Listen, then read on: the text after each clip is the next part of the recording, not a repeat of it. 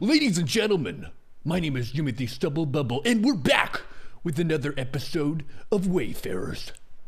Last time, the team was beset upon all sides by skeletons. They nearly survived, and they met a new member of the team.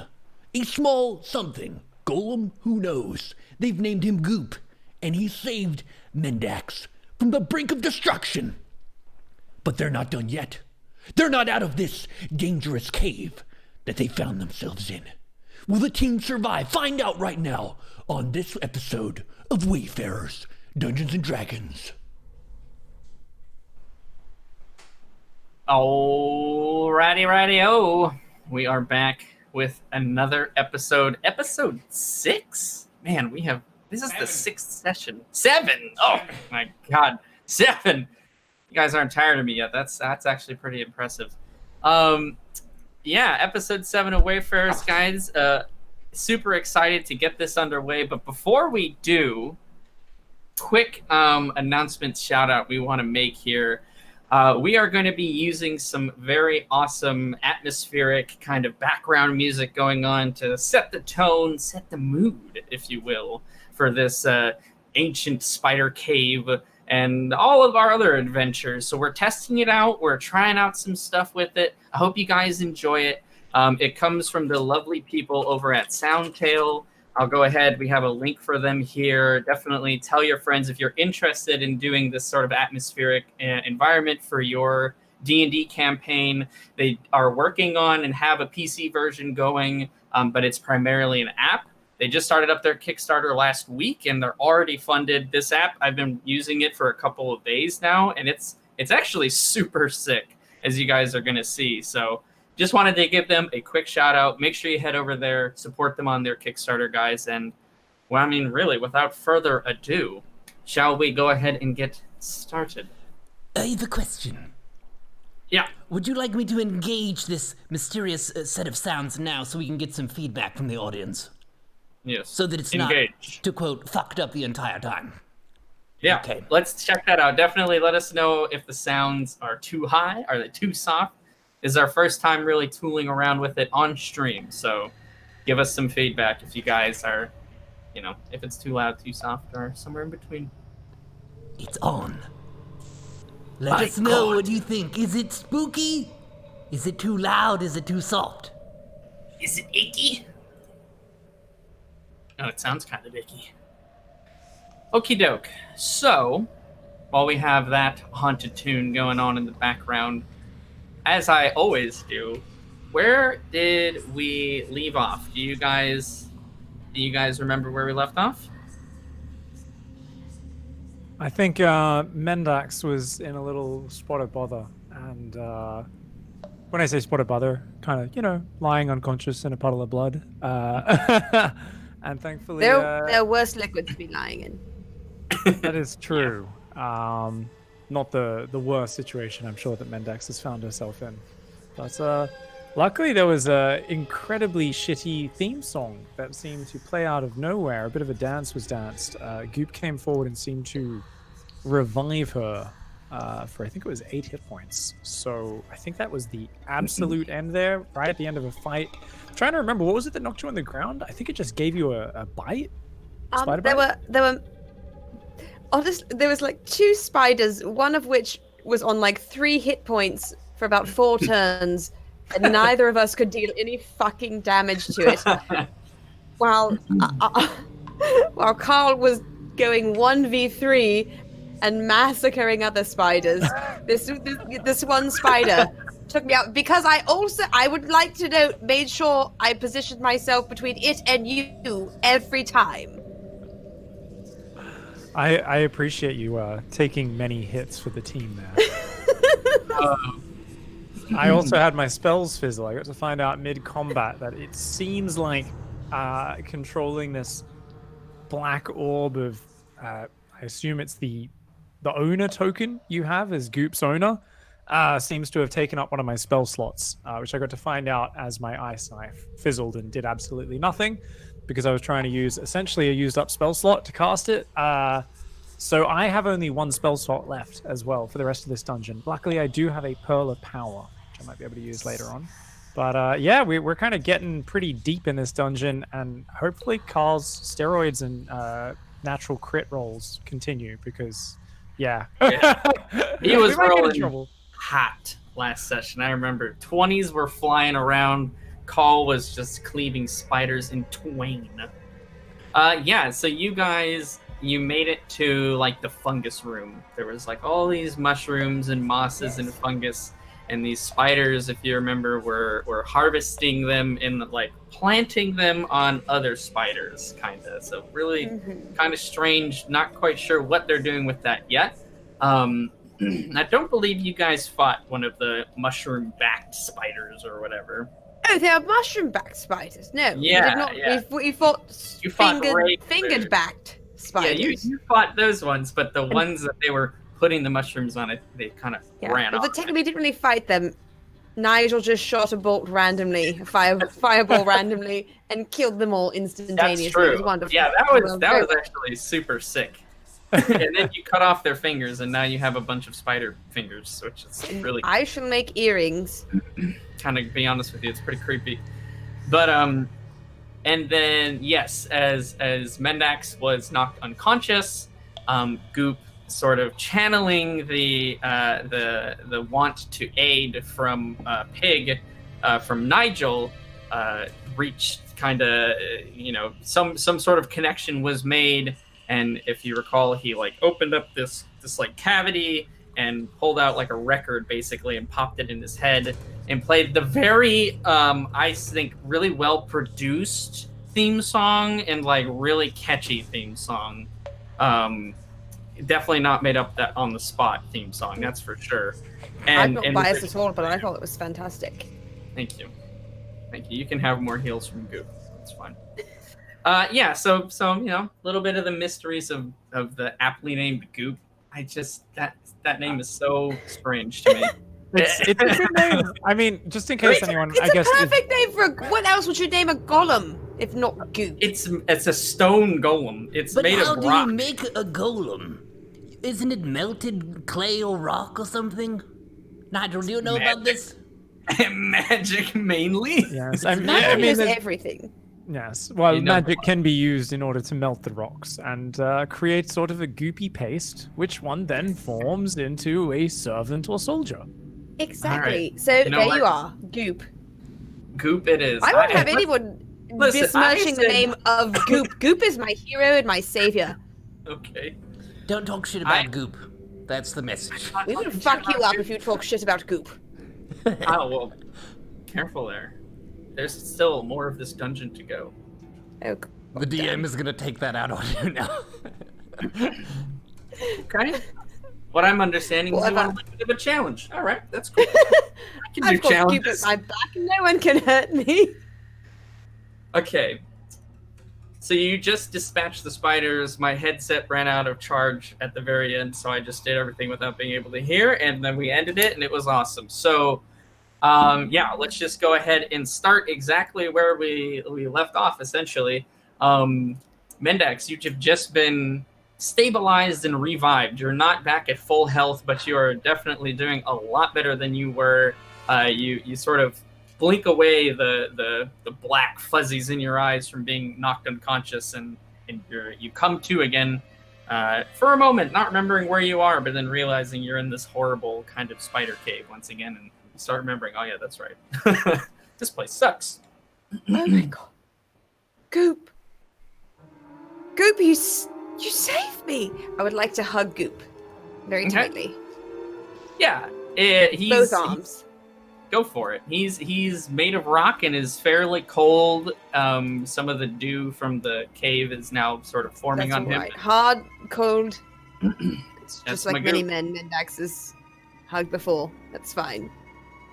But this one saved her. Yep.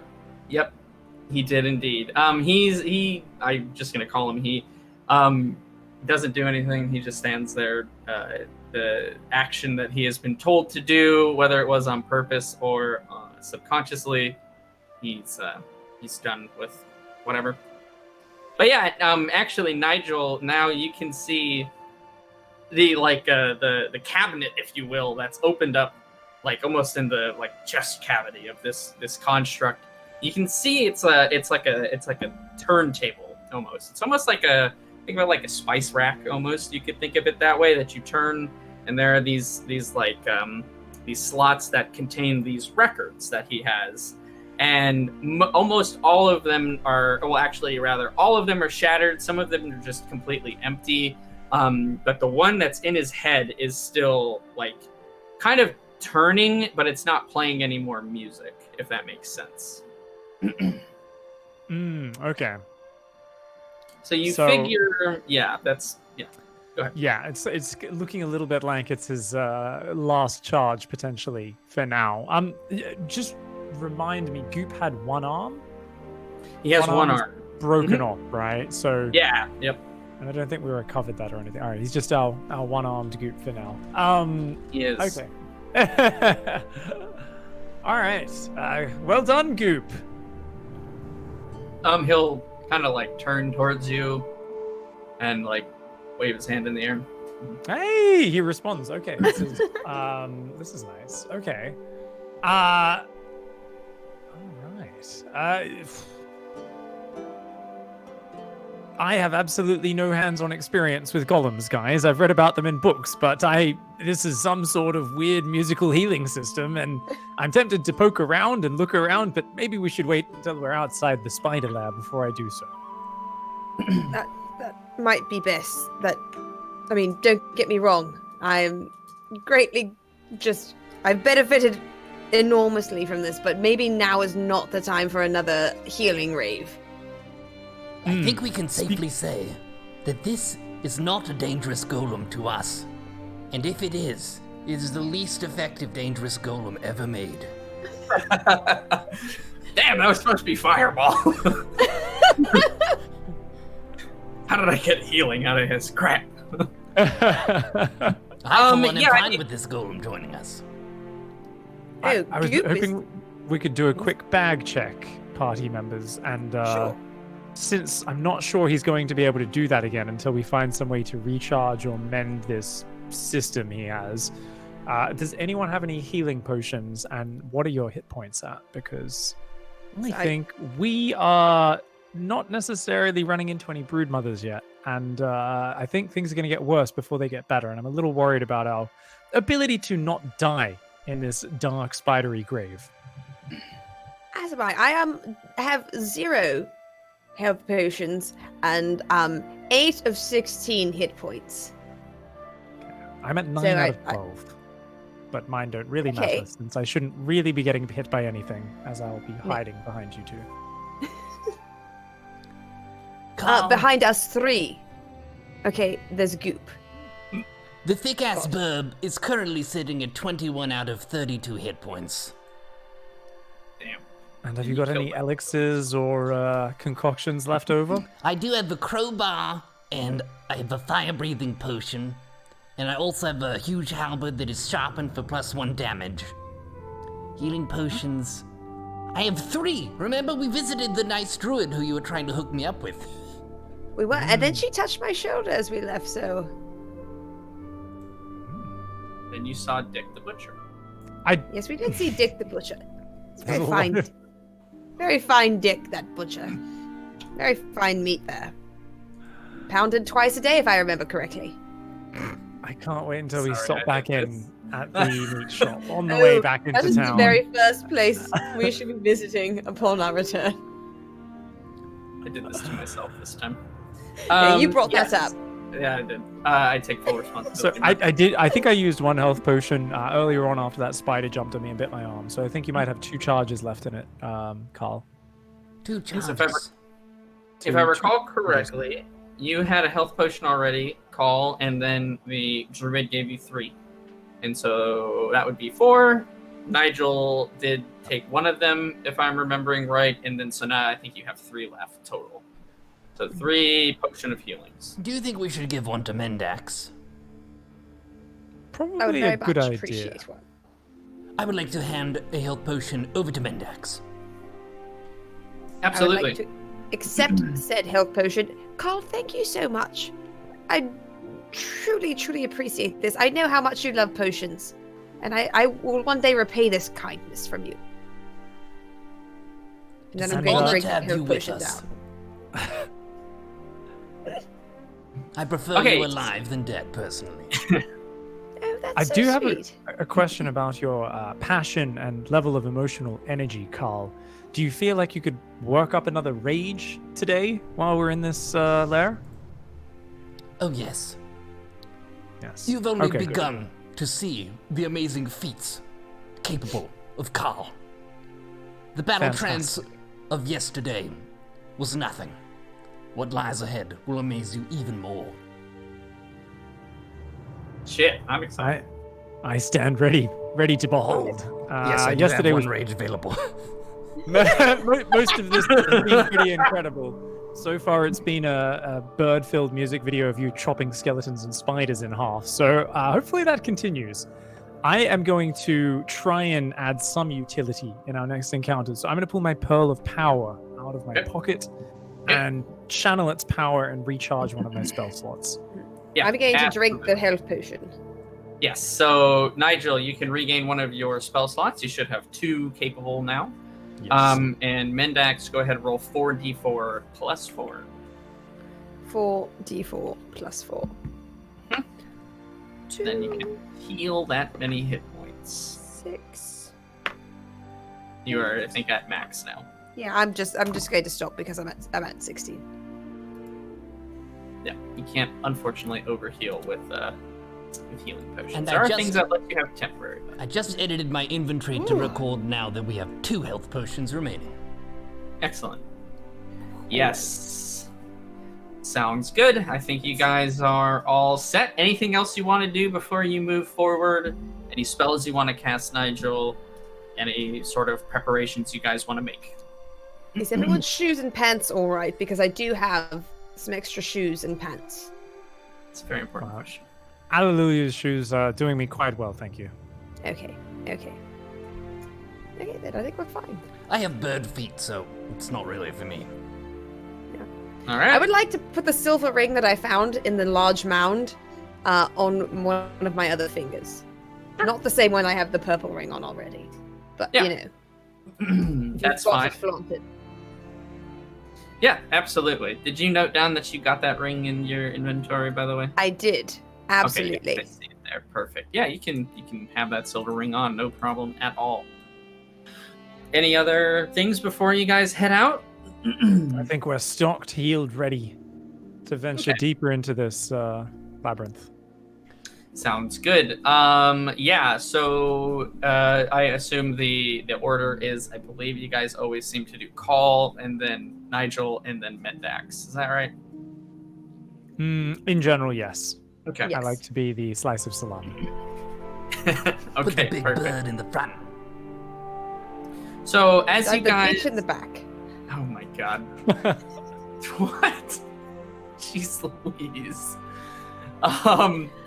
Alright. As you guys continue forward, yeah, so Goop the Golem will close up the door, if you will, so that the other sort of shattered records or whatever you want to call them don't like spill onto the floor or something. So, and he can basically keep up with you, Pig. Like I said, if you guys start running, he probably won't be able to keep up. He's a little bit slower than you, and you think that's about as fast as he can go. But at a regular sort of walking pace, no problem. Yeah, you guys continue on, and this sort of fungus, mildew, moss kind of area keeps. Oh, it's almost like you're like walking into another land. It looks much less like the cave you guys were in before, and very quickly it starts turning into almost like not an oasis, but there's life. There is a lot more going on as far as like critters scurrying around, like, you know, lizards, small bugs, things like that. You can tell that the fungus and the sort of, it's not really like floral things there, but there's a lot more plants. There's a lot more fungus and moss, that sort of stuff that you'd see in a cave but it's strange that it is here. This does not strike you like all the previous, beginning of this sort of cave was super dry and just covered with silk and bone, with no sign of mushrooms at all. The outside was hot. It was like a desert, almost not a wasteland, but getting there. So it does strike you guys as odd. But yeah, you move forward. You advance through that corridor that we'll call them the mushroom spiders, that the mushroom spiders kind of scurried away into. Roll a, go ahead and give me a perception. Actually, give me a perception from each of you as you guys walk in. I want to see who notices this first. So perception check, D20, add your perception modifier. 11. Okay. 10. Okay. 12. 12. Okay, so great rolls. Good job, guys. Well, luckily this one, it's not that it didn't matter, but I just wanted to see who would notice it first. Pig, Nigel, as you walk in, you sort of,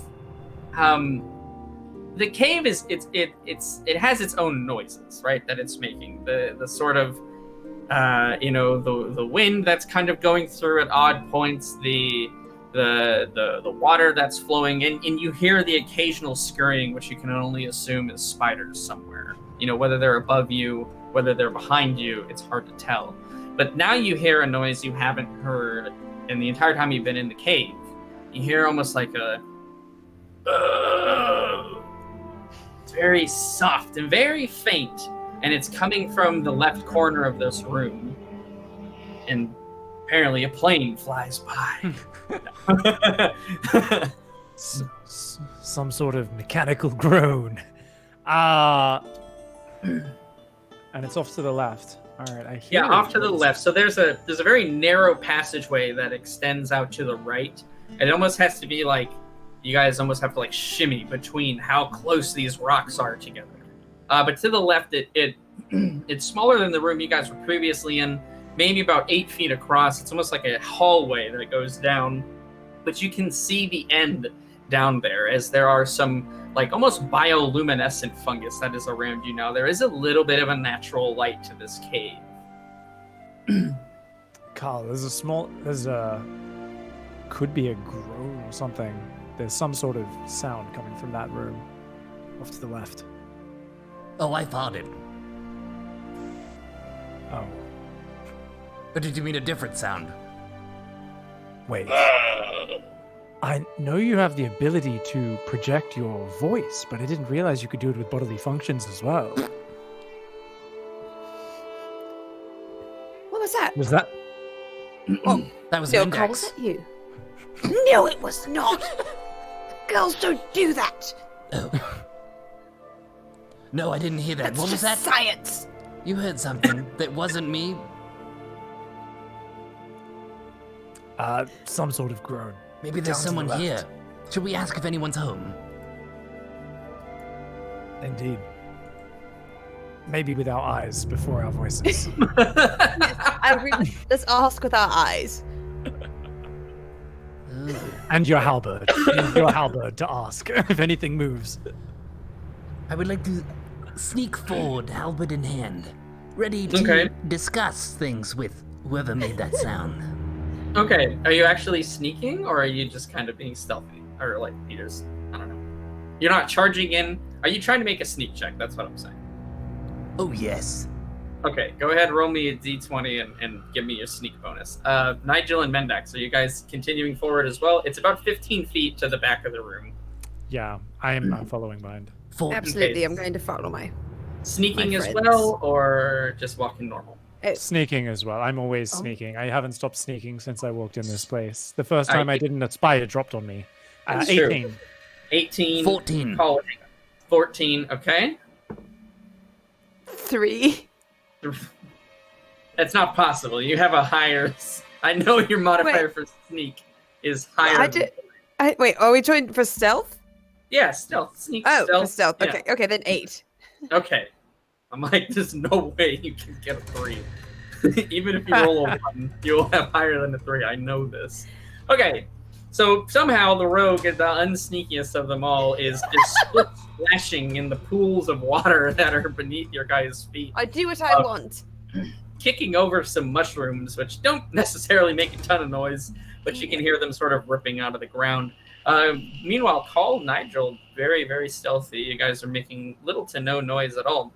I just regained consciousness. Give me a break. Listen, I just have to say, I don't make the rolls. Okay, you guys roll it. I just tell you what happens. Ooh, that's a good quote. I don't make the rolls. Oh fuck, nobody take that from me. I'm putting that on a shirt. Oh, put it on a shirt. Put it on a shirt. Anyways, you advance down to the end of the, we'll say, tunnel. And as you approach, you see a pile of dead spiders, almost blocking the end of the tunnel. There's not a ton. There's like a solid 4 or 5 of these giant spiders. They're huge, compared to a normal spider, anyways. That are just kind of turned over. Some of them have been hacked to pieces. Some of them are missing legs. Some of them are just totally clobbered to death. And you notice a little bit of movement behind that, behind the pile, if you will. You don't hear anything else right now. My lord, it looks like something's been trying to defend this corridor. Is anybody in there? Okay, I'm drawing my bow. Just in case. I'm drawing my bow. Hello? Who is that? I'll gut you, you bastards! Since we are speaking the common tongue, hopefully you will believe us when we say we are not spiders, whoever you are. My name is Nigel the Wizard, and we are here hunting the broodmother that is infesting this den. You won't hear any response other than just like a... Oh, God, bloody hell.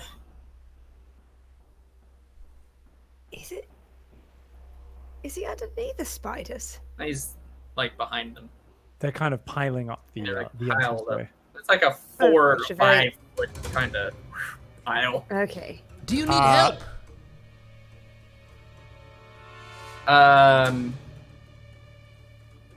Okay. You guys can go around the pile. There is enough room. If you want, you don't have to keep shouting at him. If you want to go see him, you don't have to. Listen, you little shit!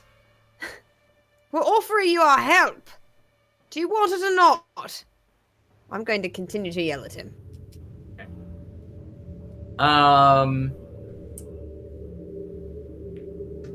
Gotta make a roll for this.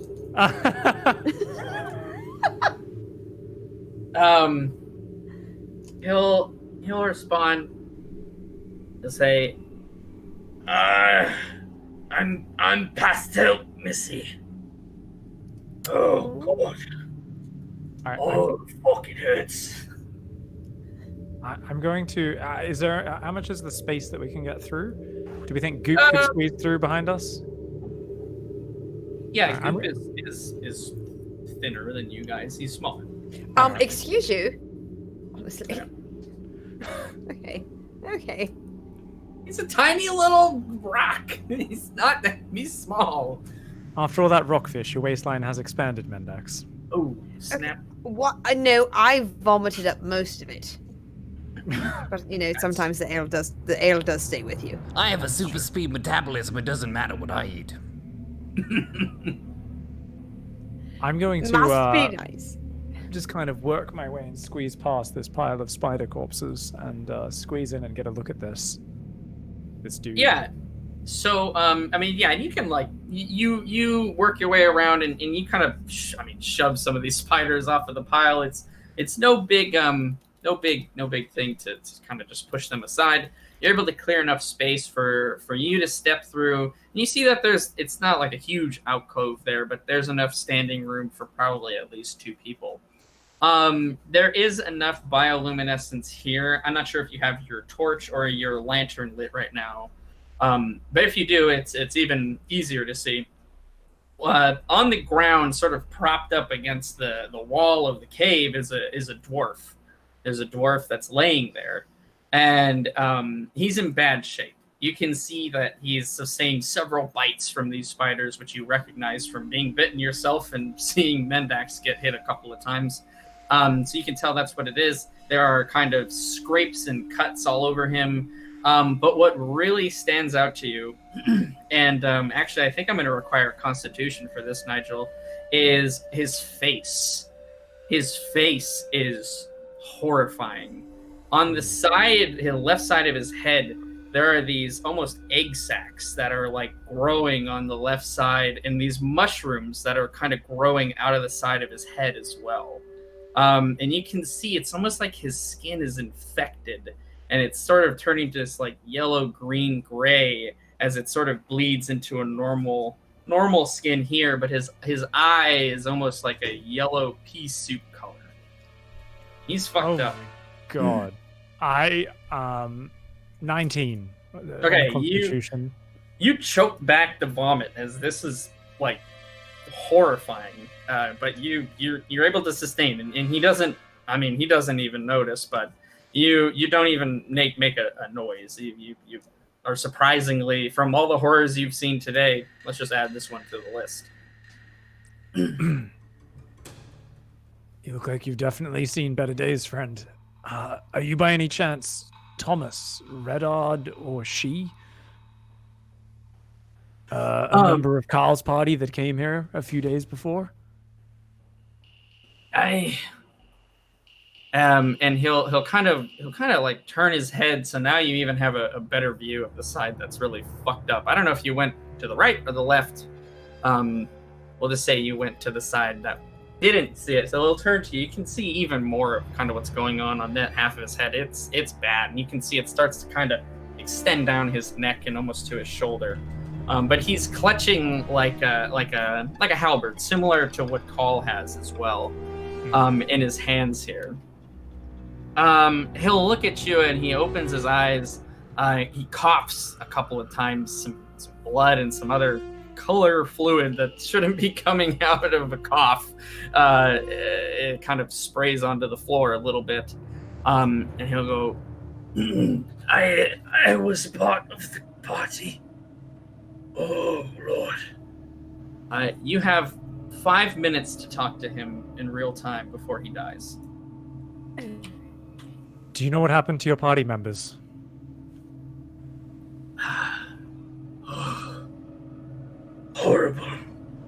Horrible things. I barely managed to escape the horrors.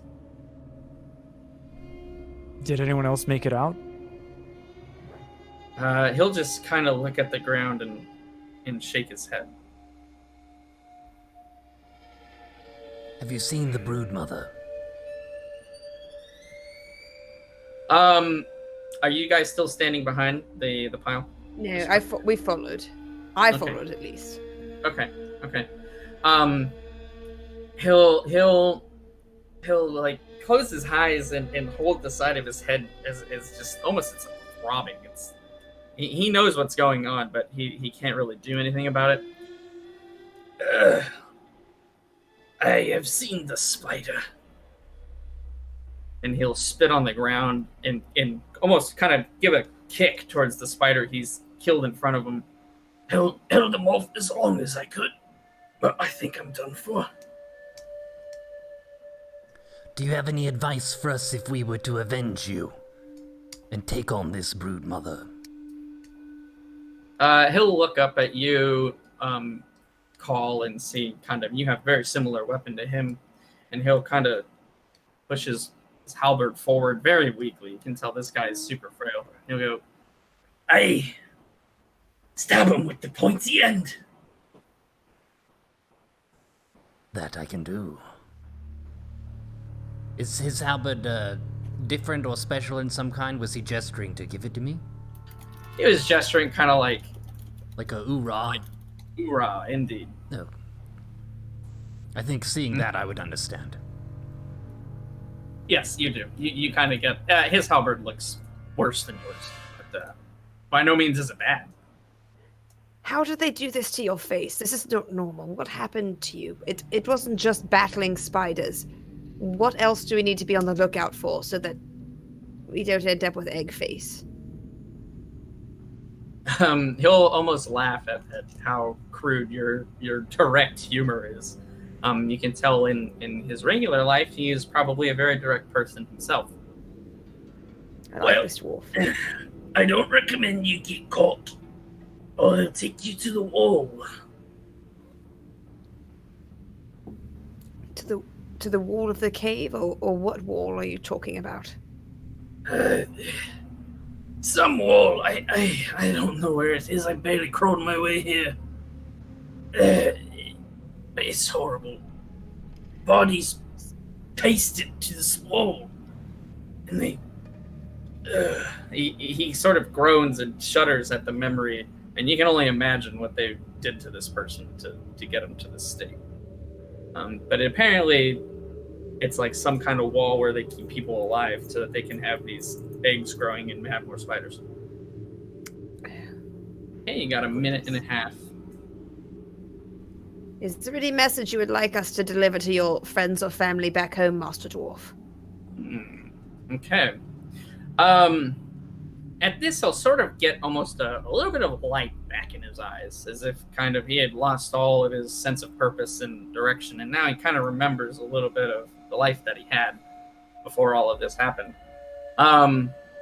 He'll reach to a chain that's underneath his shirt, and he'll, with like a great effort, pull this necklace off, and he'll hold it up weakly, and you can see at the bottom of it there's a ring. It's sort of this very faint blue. It's a very pretty ring. There are these intricate gemstones that are laid within this in silver, almost veins that go throughout the whole ring. It's one of the nicest rings you've ever seen.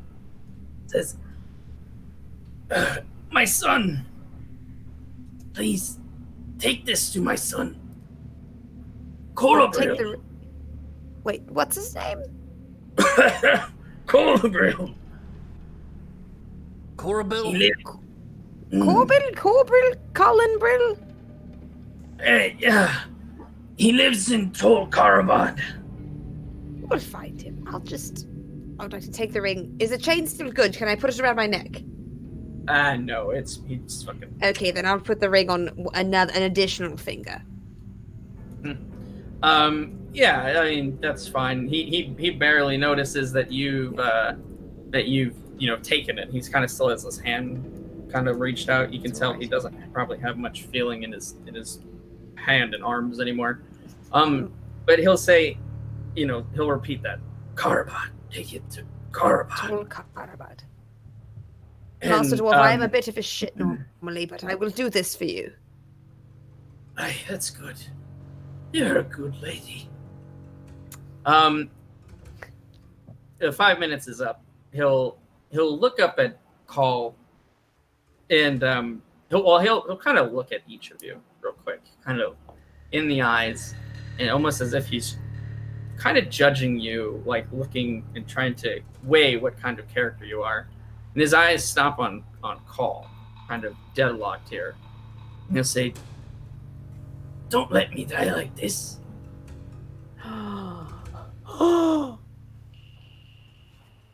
And he'll like put his head back, and he'll hold his halberd, kind of in his hands, and close his eyes. I think he's And asking, you can see I think he's he's still asking breathing. for a health potion. I don't think that's what he's asking for, Carl. No, he's asking for you to kill him. He doesn't want to die. Carl, from he's this asking fire. for a swifter death than the one that he has been assigned. I leave it up to you. It would be a thing of mercy. It would absolutely be a mercy. I will say you don't want to do it- I prefer to kill stuff that's a threat to me. And I'm not a fan, but I understand the situation. He's very fucked up. And he would die slowly if we were to leave him in this state. The death is inevitable at this point, Carl. It's just whether it's quick and painless or long and painful. And he wants it to be you, your halberd bros. Master Dwarf, Are there any gods you would like me to send you off to?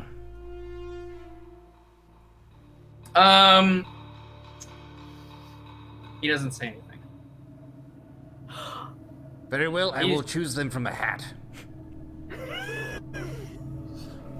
Okay. Fair enough. You don't have to roll. I mean, if you do decide to do it, that's a coup de grace. You're just if there's a particular way that you want to do it, you can explain what that is. No, I was trying to decide on which god.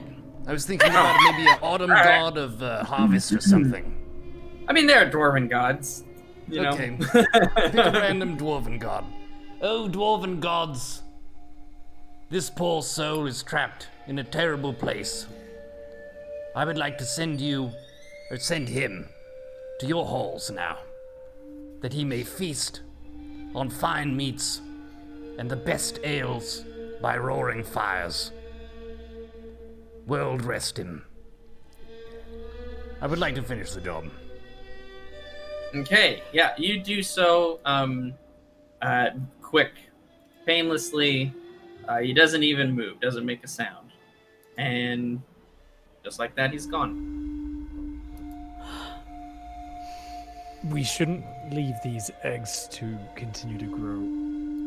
I think perhaps we should burn the body. Agreed. Yep, you can do that. Okay, A firebolt will do that easily. Yes, firebolt to the eggs. Okay. As you know, unviolently as possible, you sort of just kind of catch fire almost to the side, and then just fizz and pop. They are all singed.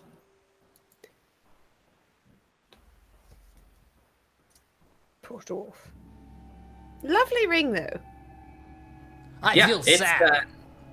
I want to fight now. I am ready to fuck some spiders up. That was a very nice dwarf. Yeah, spiders are Oh, nasty should little we- creatures. Oh yeah, we didn't even actually look. He might have had some gold or something on him. He would want us to have it. That's up to you. Can I search the ashes? He's not ashes. As I understood, I just burnt the Oh, eggs sorry. off the face. Oh, just Yeah. just the eggs. Okay, then I'd like to just go ahead and search his pockets and things. How are no his shoes? honor for the dead. We immediately go into his pockets. He would want us to have it. We could have asked first if that's what you wanted from him. That would have wasted part of the 5 minutes. You didn't know it was 5 minutes. It was an estimate. Well, I could tell he was, you know, very not long for this world. How long have I got, Doctor? You've got 5 minutes. Make it quick. Exactly 5. Okay, give us your coins. Okay, we can still check. I'm going to check his pockets no matter what. You know what? Whatever I find in the pockets, unless it's exceptional, I'll just give to his son. I'm going to make that. I'll tell this to you now. Along with the ring, if we find any gold in his pockets, if we find his son, I would give it to them. Give it to him. I think that would honor him. I'm Carry not on. one to hold judgment. I'm the man wearing another man's shoes that you took off him when he wasn't even dead. He deserved that. He was a shit. oh, I do miss him though. you and everybody else. Underground creatures that shoot spikes from the floor. What a fool he was. Such a fucking shit. And then a fucking note. A note designed to paralyze people. What? Bless you. 7 blessings upon you, my Kenku friend. I think there's fungal spores in the air. Be careful. Yeah, you kind of loop the body, if you will. You actually don't really see anything. He didn't come here really carrying much. They came to just investigate and leave.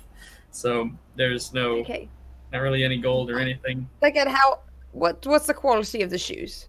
His clothes, including his shoes, are pretty destroyed. Okay, fuck it then. We'll just leave those shoes. I'd like to close his eyes though. I'm going to close his eyes. Okay. Yeah. Unless, well, one of them. I'm assuming that one of them probably has the lid burnt off because it was all eggified.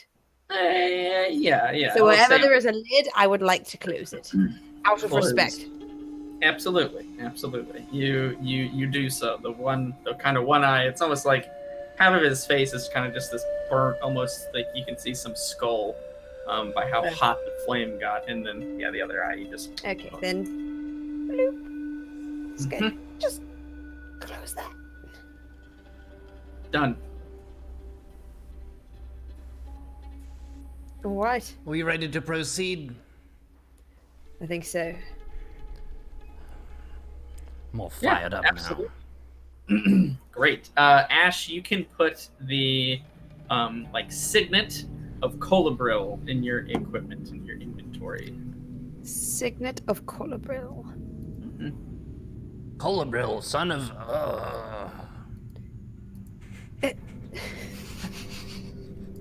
Oh, fuck.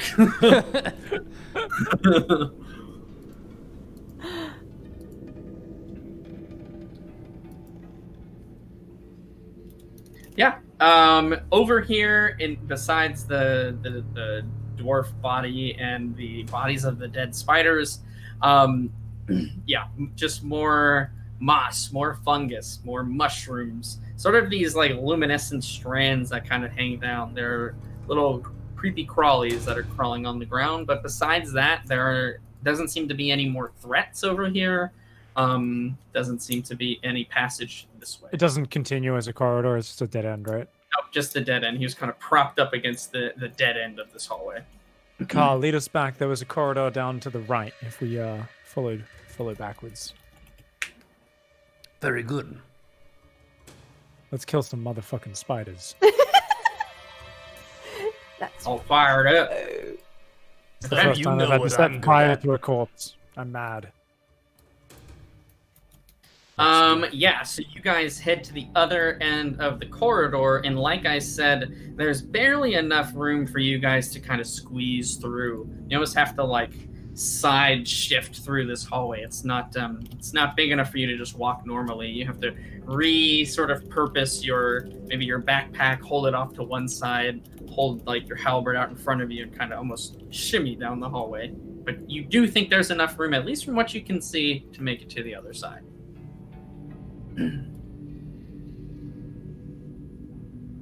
Then let's do it. We make it to the other side. Let's go. Okay. Carl in the front. All right. Call in the front, Pig in the middle, and Mendax in the back. Party at the back. Business in the front. Party at the back. It's our mullet stance. Let's go. Absolutely. You guys are able to, with pretty great effort, I would say, manage to make it through this sort of very narrow passageway. It takes you probably a solid 10 minutes to go what you think is about 20 feet, as you have to reposition constantly through this very, very, very narrow passageway. But you make it through to the other side unhindered. And as you do make it through, you feel a breeze. You feel you're like a wind, basically, kind of blowing your hair back. It's not so strong as to push you up against the wall necessarily, but it's probably about that strength, where it is enough to move your hair and any loose strands of cloth, things like that. And that takes you by a great surprise. It is impeccably dark in this area. Nigel, do you still have your torch going, or your lantern? I do. My fan apparently does not turn up that high to simulate that, but Oh, okay. Good try, though. Good try. Do you have a Beyonce fan? Just ready at any moment. just a regular fan. I was hoping. All the viewers, just wave your hand at Pig. Wave your hand. It'll fan his hair like Jennifer Lopez. Perfect. And you're standing in it's not a perfectly circled room, but you don't see any more exits. You believe you've reached the end. The room that you're standing in is probably only about 15 feet in diameter total. So it's not a massive room. But the walls are covered with this silk, with the more of this spider thread. But now it's almost a mixture and is off-colored with the fungus and the moss that's growing beneath it. It's almost like a different kind of silk. You can't really tell how, but you're like, this is very different than the type of silk we were seeing much earlier on in the cave. What really stands out to you, though, is there's only about maybe 2 to 3 feet of standing room in this entire, like in a ring around this room up against the wall, and there's just a giant pit in the middle that just goes down, and there's all this spider web it just kind of clings to the edges of the walls as this giant pit just goes down into the ground. You cannot see, even the dark vision users, where this leads to. Are you ready to go into a very spooky place? I was born ready. I thought you were going to say that you were born in a spooky place. I mean, I don't actually know where I was born. I'm not sure who my family or my parentage is, so I could have been. You probably were. I mean, I feel like that's a fair guesstimate. Yes. But I don't want to say with any kind of certainty, so all I can say is, hell yes, I'm ready. Okay. Right. And the pit is a sudden, just straight, just... Yeah, it's very sheer. This doesn't look natural, if that's what you're asking. It's not like, oh, this is just like a further cave. No, it's very sheer. It's almost too clean to be in a cave like this. It doesn't make much sense to you. I've never seen anything like this before. Do you think we can climb down the silk? I want to touch the silk and see, can I get a good hold in it? Yes, you can get a great hold on this silk. It doesn't stick to you or anything. We don't get stuck into it. It's much stickier than the silk that is in the previous area. This stuff, it's not so much that you can't get loose from it again, but it is like, for a second you panic. You're like, oh shit, did I just really fuck up? Nope, you can get off of it, but it's very, very, very sticky. And there's no other way out of this chamber except the way we came in, right? Yeah, I mean, you look up, you cannot see the roof of the room. Even when you shine your light up there, it kind of just peers off into the darkness, really. But unless you're going to start climbing up, you figure the only way to go is down. Carl Mendax, shall we climb into the depths and perhaps not give away that we're coming? Or shall I perhaps once again shoot exploratory firebolts into the darkness and see what happens? Oh, that's a very good question. I mean, when in doubt, light it up. I thought we decided last time, but... If you do set fire to it, and it burns the silk, then we may not be able to climb down or back out That's again. very true. Yes, all the rest of the silk is very, very flammable. It is more moist down here, though, and humid, and this seems to be some sort of different quality silk, so I'm not sure if it'll burn nearly as well. Shall I risk it? My instincts, speaking as a bird, say that would be thoroughly stupid. But speaking as a barbarian, I really don't give a shit. I just want to fight something. Let's climb down, then. I think I'll save the fire. I would say let's for climb later. down. It's very hard to heat up things that are so moist, so I think we just climb down. How would you guys like to try that? What's the method here? What's the plan? How heavy is Goop? Could he be a backpack for me? Goop is probably a solid 60 pounds. So yes, Not too bad. you could, but he is hefty. He's a chunky boy. We could always just leave him up here and get him on our way out. No. Who the hell is that thick-ass golem? Goop the golem is the golem that you speak of. Goop. It's Goop.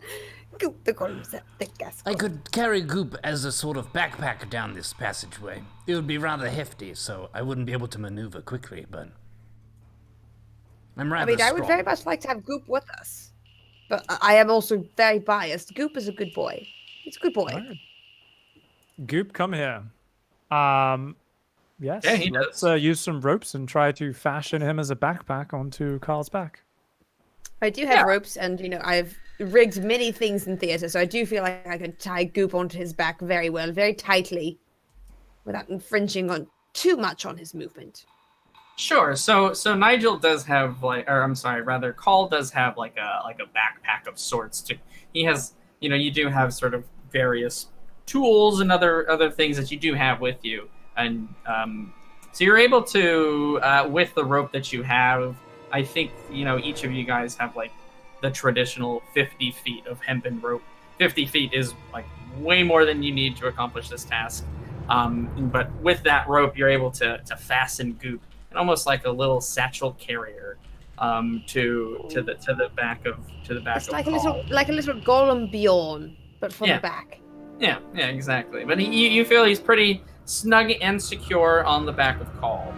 And you don't feel like he's going anywhere. Carl, you feel the difference in weight. You're now carrying probably close to your body weight on your back at this point because of the addition of Goop. Your halberd is extremely fucking heavy, and you have a lot of purpose.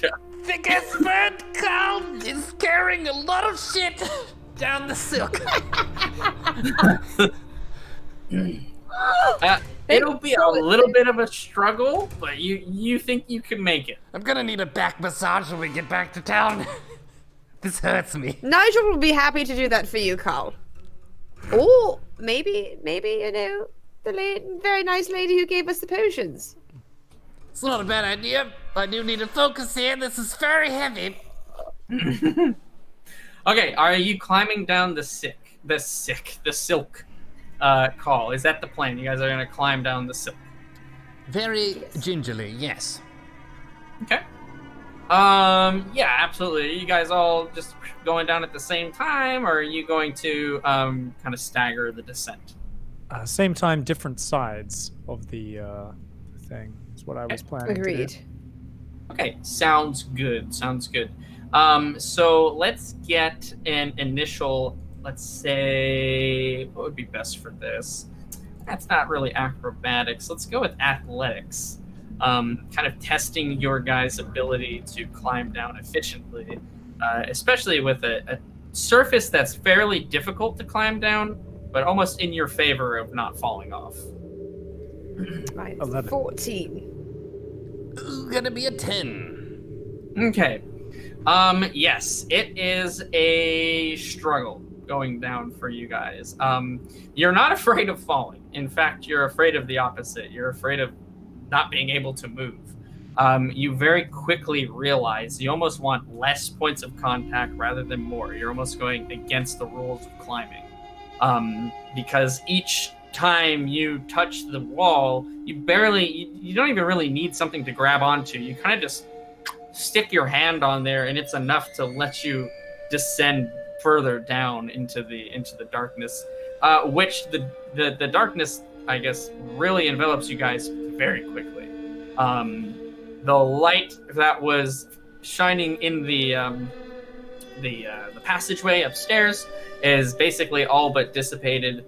Pig, Nigel rather, you kind of have the lantern attached to like your side, your back. You have like a little like a strap that you can tie it onto when you're doing things like this.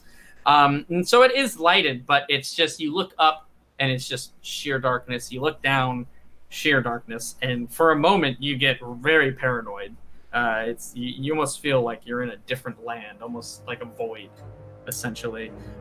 If you look behind you, you can see your companions, but it's impressive how obscured they are and how dark it is. Even though you have your lantern on the back, Nigel, it's very difficult to see them, and that throws you off. It continues as you guys go down on, descending down this silk. Go ahead, give me another athletics check.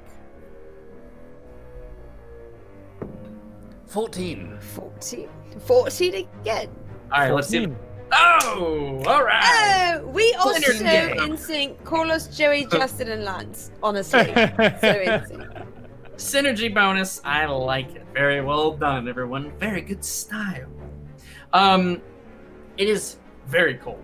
In fact, you're starting to almost shiver a little bit with how cold it's getting very, very quickly. You can tell you are now very deep underground. And you are very far away from any sort of warmth from the sun. Being that you're now far into the mountain and now far into the ground, you can surmise you've already gone about 25 feet, 30 feet down this wall, and you still look down and it is still just pitch black beneath you. You start to get concerned. Fatigue hasn't set in yet. You don't feel like you're gonna give out, because it is very taxing to climb down these sort of maneuvers here. Let's go ahead and get another athletics check. This time we're gonna give Call disadvantage. You are carrying a heavy load, my friend. So that is the lower of 2 rolls. Yes. Okay, so 11 is the first. Okay. Oh no. What do we got? It's the lowest possible number. Oh. Okay. All right. Well, it could be, I would say, worse, because there's technically no critical failure for skill checks. So it's not like attack rolls where a 1 is an auto miss and fail. So that means I got a 4? And it does mean you got a 4. You got a 4. It's still a very bad roll, but it's not like perilous doom. Like when you roll a 1 in combat. And we were rolling as well, yeah? Yeah, everyone roll. 2, Okay. including my +1. Oh Nigel my is- god! Nigel is very tired. I see. Okay. I've got a 19. I'm good to go. Okay. You So we'll just go kind of in order of highest to lowest. Mendax, you're starting to get it. You're starting to understand how you're supposed to climb down this wall. You sort of get that. You almost with your finesse and dexterity, you basically just use like your fingers, and you kind of use that, and that really lessens the amount of contact. And you use your skills from your cat burglaring and your domestic foraging to stay very light on your feet as you start to catch on how you're supposed to descend this silken wall. Call, you do not. You are having a hard time. Mendax, will you continue further down than your companions? That is my question. Would you keep going if you notice they're having a hard time? No. If I see they're having trouble, I see Carl having trouble, I'm going to stop to help him. Okay, so you're actually going to try to move over there. I'm going to try to move closer to Carl. Okay, you have a choice. You see Carl and Nigel having trouble. I think we're going to move to Carl first. Carl has the heavier load. Okay. Nothing against... Sorry, Nigel. Nothing against you. I believe in your muscles, but Goop is bae. Leave it. Goop saved me. Okay. Okay. I believe in your 9-inch wand. It will get you through most sticky situations. I do need to go over to just really check on Goop. And Make sure Carl. Goop and Carl are good. I'll figure it out. Okay. Carl, you are stuck to the wall. You have kind of gotten yourself in a bind as your back is aching, my friend. It is hurting, in fact. It's probably been 20 minutes of just straight climbing, and you are really, really starting to feel the fatigue is beginning. You know that you can keep going. You've pushed through worse before, but you're getting a little bit worried. And it's not quite panic, but urgency sets in, and you fumble a bit. This is a very, very difficult surface to climb. and you get stuck. Your elbow is sort of stuck on one end. Your hand, you're kind of contorted in a very strange position as every attempt to free yourself, you kind of get yourself more and more entangled, which is almost the way how spiders really work. As the creature struggles more and more in the web, they just get themselves more and more trapped. So you're very, very stuck, and just as you're about to say, call out for help, because you realize how bad of a situation you're in, Mendax comes over there to lend her assistance. Mendax, go ahead and roll an athletics check as well, real quick. 13. 13. Okay. You are able to keep your balance and keep yourself secured to this silk wall without getting into a worse position like Call is, while slowly kind of untangling Call. I mean, it's not unbelievably painful, but I mean, feathers are sort of kind of ripping out of your arm, and where you're stuck. It's not like you got waxed necessarily, but there's now feathers on the wall, let's say. Oh, I'm so sorry, Carl. I'm so sorry. Ow! Pig, roll a dexterity save. Ow! Well, I haven't been known to be the most dexterous. Most of my exercises in the dexterity department involve picking up and reading books and swishing and flicking my wand. So that's a 1 + 2. It's a 3. Okay. Wow, that's incredible. You start to think that you're getting it as well. You sort of are really trying to analyze the situation. You're trying to put your mind to the test. How would you overcome this problem if it was a word problem, right? You're sort of trying to apply those same things. Well, I would try to lessen my points of contact. However, which is what Ash was doing. So Mendax, you're on the same page. You were getting to the same situation. You, however, lack the finesse. You, however, lack the dexterity to pull off those types of moves. So as you do that, you realize you don't have enough contact, and where you thought you were secure on the wall, your hand slips, and you fall back. Your foot, the bottom of your foot, kicks out instinctively and catches you onto the wall as you are now leaning back into the void, with only being stuck by your foot and your other leg is kind of swinging wildly. Oh my. Oh my God, Nigel! Nigel! Apologies. I seem to have done something. And I'm back. There you go. No, he was holding very still so he would not fall. Oh, that's a good call. Excellent decision there, Nigel. Give me another dex save there, Nigel. Let's see if you're able to worsen your situation or make it better. 19, 17. 19. Okay. A little better. You sort of kick your other foot into the wall, and now you're almost like Spider-Man glued with your feet to the wall. Your next main concern is how tightly your shoes are tied to you. And being that they're not your shoes and they're not necessarily They're very high quality shoes! fit you exactly, you do feel like you're starting to slip out of them a little bit. Give me another dex save. No! Oh my God, if there's any time Nigel, we're going to say hallelujah. no! Shoes. Sing hallelujah for me, guys. Shoes, shoes, shoes, shoes, shoes, shoes, shoes, shoes. 11 plus 2. Okay. Dexterity again, right? Dexterity, yes, sir. 13. Okay, 13. That was good. Good job, Mendax. This is excellent shoes! Those are name brand shoes!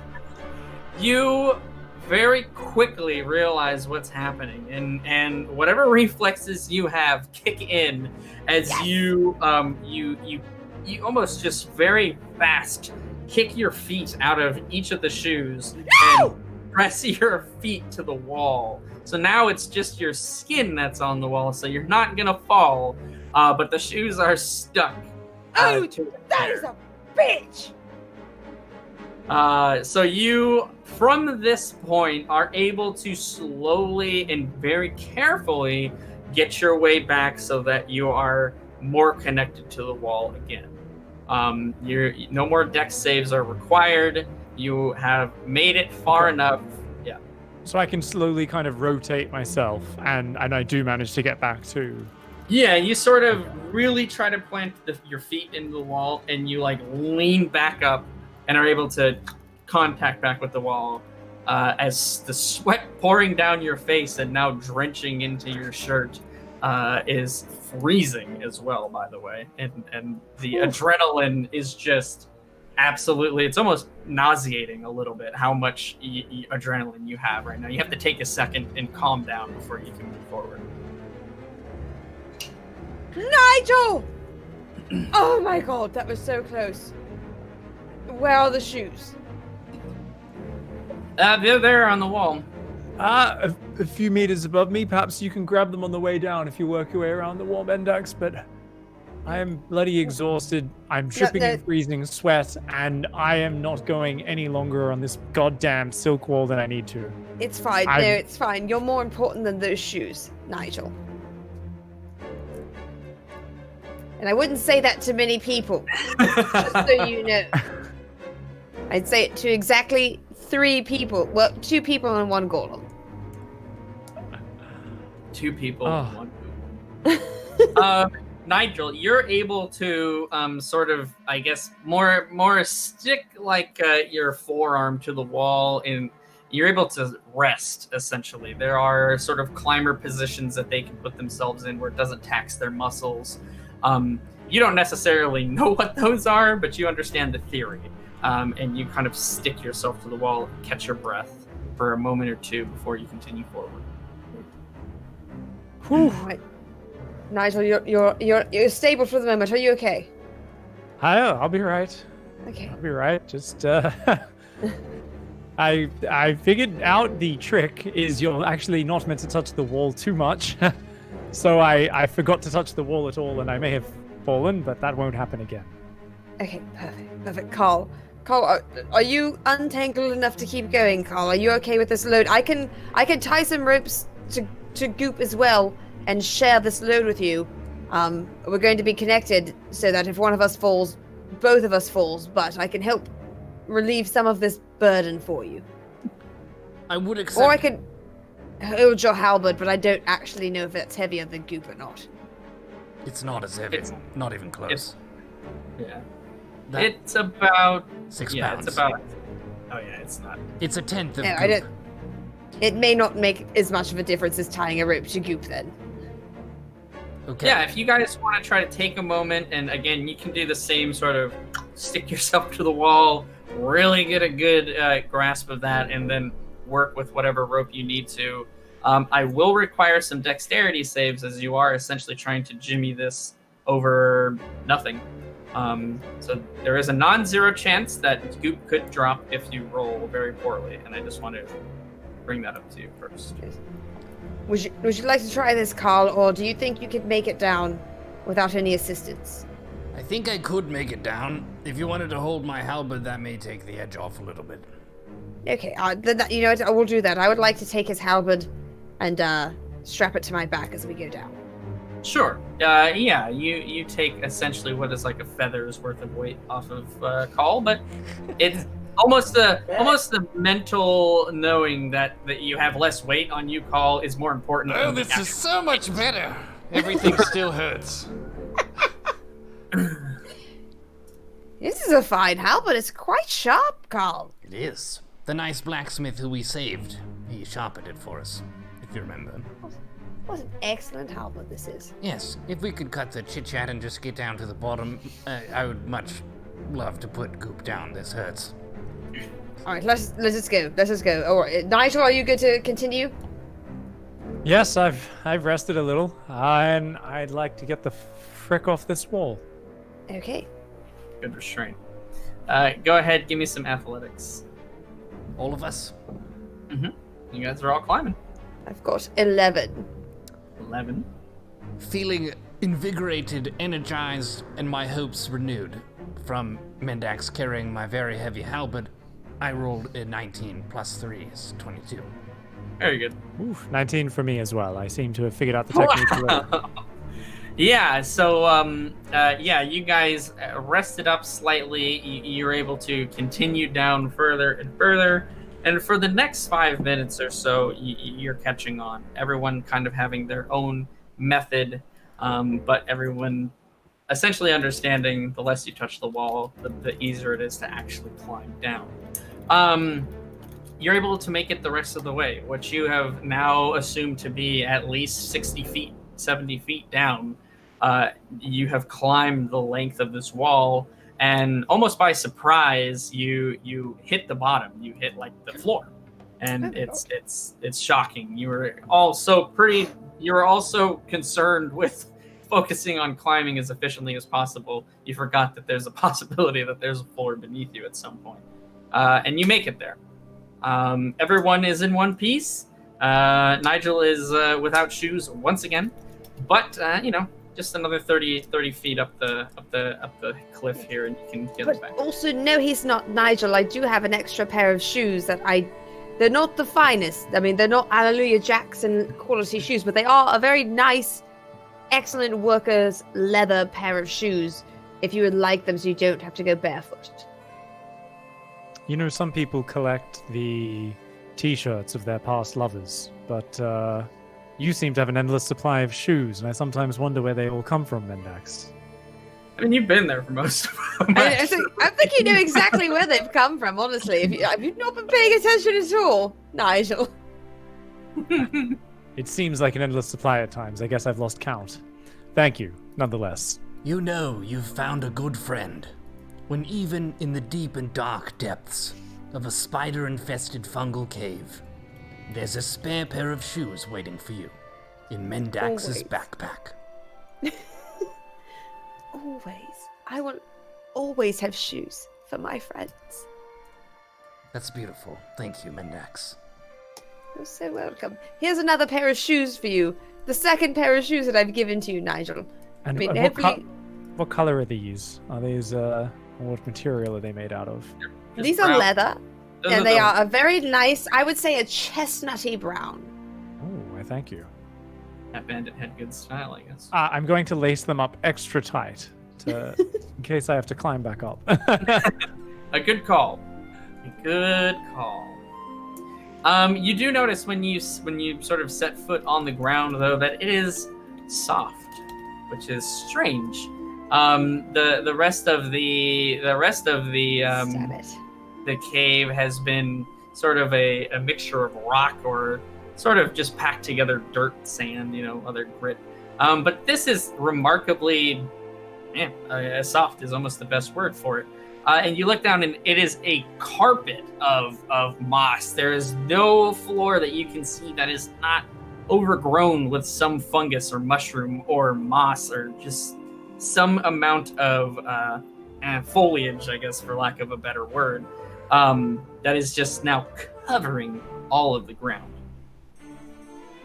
Can I take my rapier out and just stab the ground?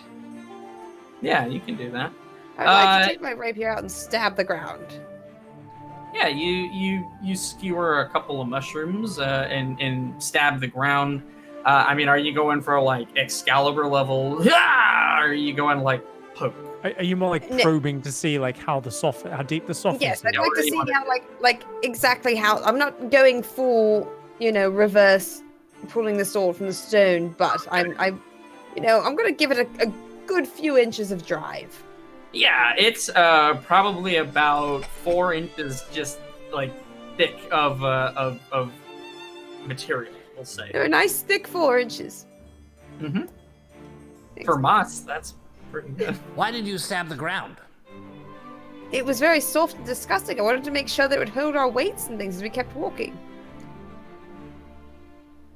Are you satisfied? Could be more satisfied, but you know what? Yeah, it'll hold our weight. Nothing screamed. Nothing came oozing out. So, yes, let us continue. One thing that does kind of concern you, Ash, or Mendax rather, is when you kind of stab the ground with your rapier, as he so aptly did, You expected to eventually hit like stone, rock, sand, dirt, Right. something. Instead, it kind of just goes into free air. Oh, there's nothing underneath this ground. Gentlemen, I don't mean to alarm you, but my rapier's hitting nothing. I'd like to inspect the room's lighting again and look around and see if I can sense any magic here.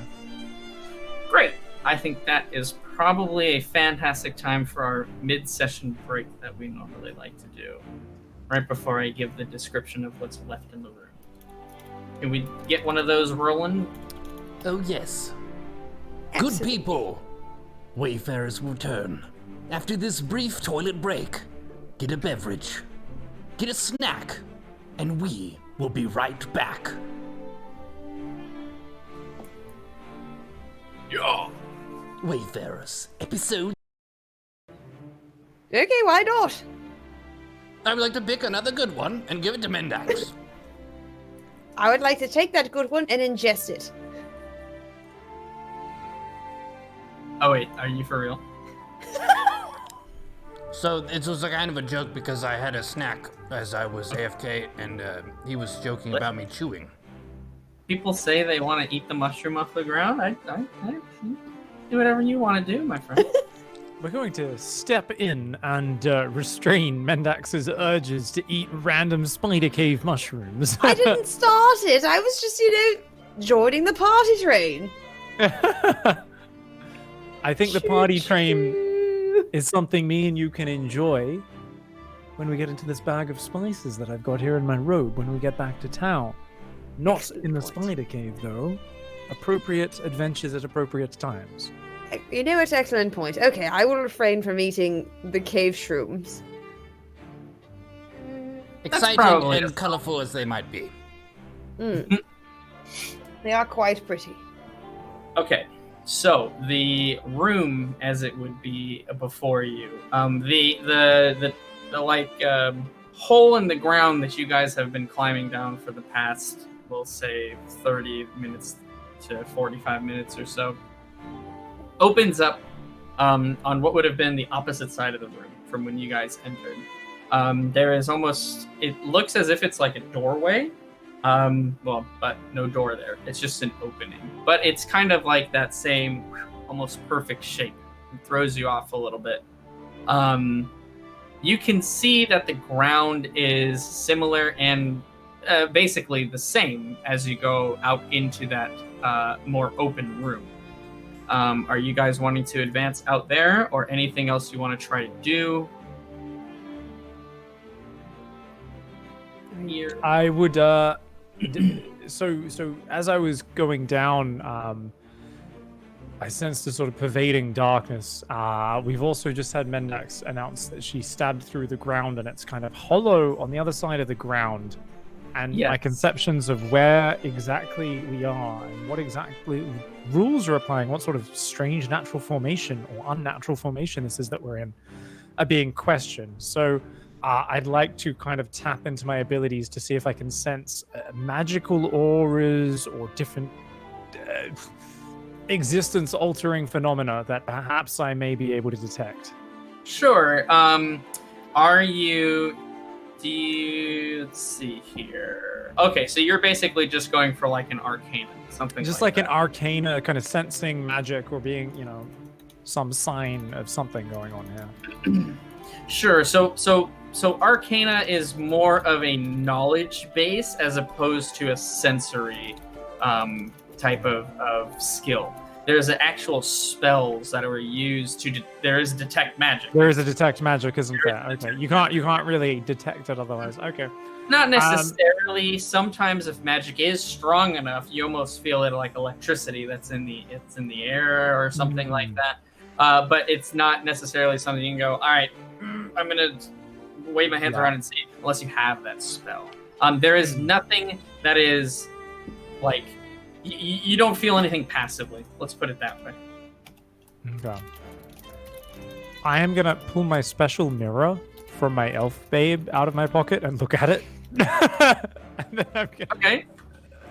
Yeah, as you do that, you don't see your reflection just like before. Just like before, nothing's changed. Nigel, is that the mirror from the Hot Elf Ghost Babe? Yes. I was just checking to see if perhaps I could see my reflection in it now, but I still can't. No change. Can I see mine? Sure. I would like to check and see if I can see Carl. No. I'd like to hand it to Mendax. And I'll take it. And I'll look at myself in the mirror. Yes, you do. I mean, could be worse for having climbed down so much sticky shit. We still don't know why you show up in it and we don't. I mean, it probably has something to do with my demon blood, perhaps. I think it's the only thing. One of the most obvious differences between myself and the two of you. Can I hold the mirror over my shoulder and try to see what's behind me in the mirror while I'm also in it? Wait, sorry, what do you want to do? You want to you're in half of the mirror and you see something like... Yes, I just want to see if the mirror shows me anything, other than what I can see with my own naked eyes. No, it just Nothing? shows yourself. When you sort of, I guess, pan over, I guess would be the best word, to where Nigel is standing, he's not there. You can see what's behind him. Nope, still nothing. I mean, something. It's me, but nothing for the two of you. It was a long shot anyway. I'll try and investigate it further later. It I'd doesn't really hand have it anything back to to- do with it. Hand it back to Nigel. Okay. All right, let us continue through this place. Let's continue to the next room. Alrighty. Marching order the same? I will always check, because you never know when it might matter. Yes, we'll keep our salami the same. Okay, sounds good. Our Nigel salami. Love it. As you guys advance, you notice that the ground feels stable, but you notice there is a springiness to it. You're essentially walking on a net comprised of mushrooms and moss and all sorts of other sort of fungus as you advance forward, and it's compressed enough and thick enough that you don't fall through the other side. But you do kind of, after hearing what Mendax says, you do definitely try to... This is not the time to be practicing your jumping jacks, let's say. Regardless, so as you walk forward, it does sort of kind of bounce a little bit up and down. It's not like a trampoline by any means, but there is a certain spring in your step as you continue. Yes, and you notice it's all right, great. First we were stuck to the wall. Now we can't really stick to the floor. And you move forward. Call, you are the first one to enter the room. The room is much warmer, almost instantly. Where it was very, very, very cold from where you guys were, you now enter this room, and it is a lot. It's not hot necessarily, but it's definitely warmer. You can't tell if it's still cold in this room, but it's warmer than you were, but you're warmer. Let's just put it down. And as you take your first step onto the floor in this room, you notice a reaction bioluminescence at your foot. So wherever you step on the floor in this room, a bit of light sort of shines up around the outside of it as you're stepping in all sorts of different living concoction, essentially.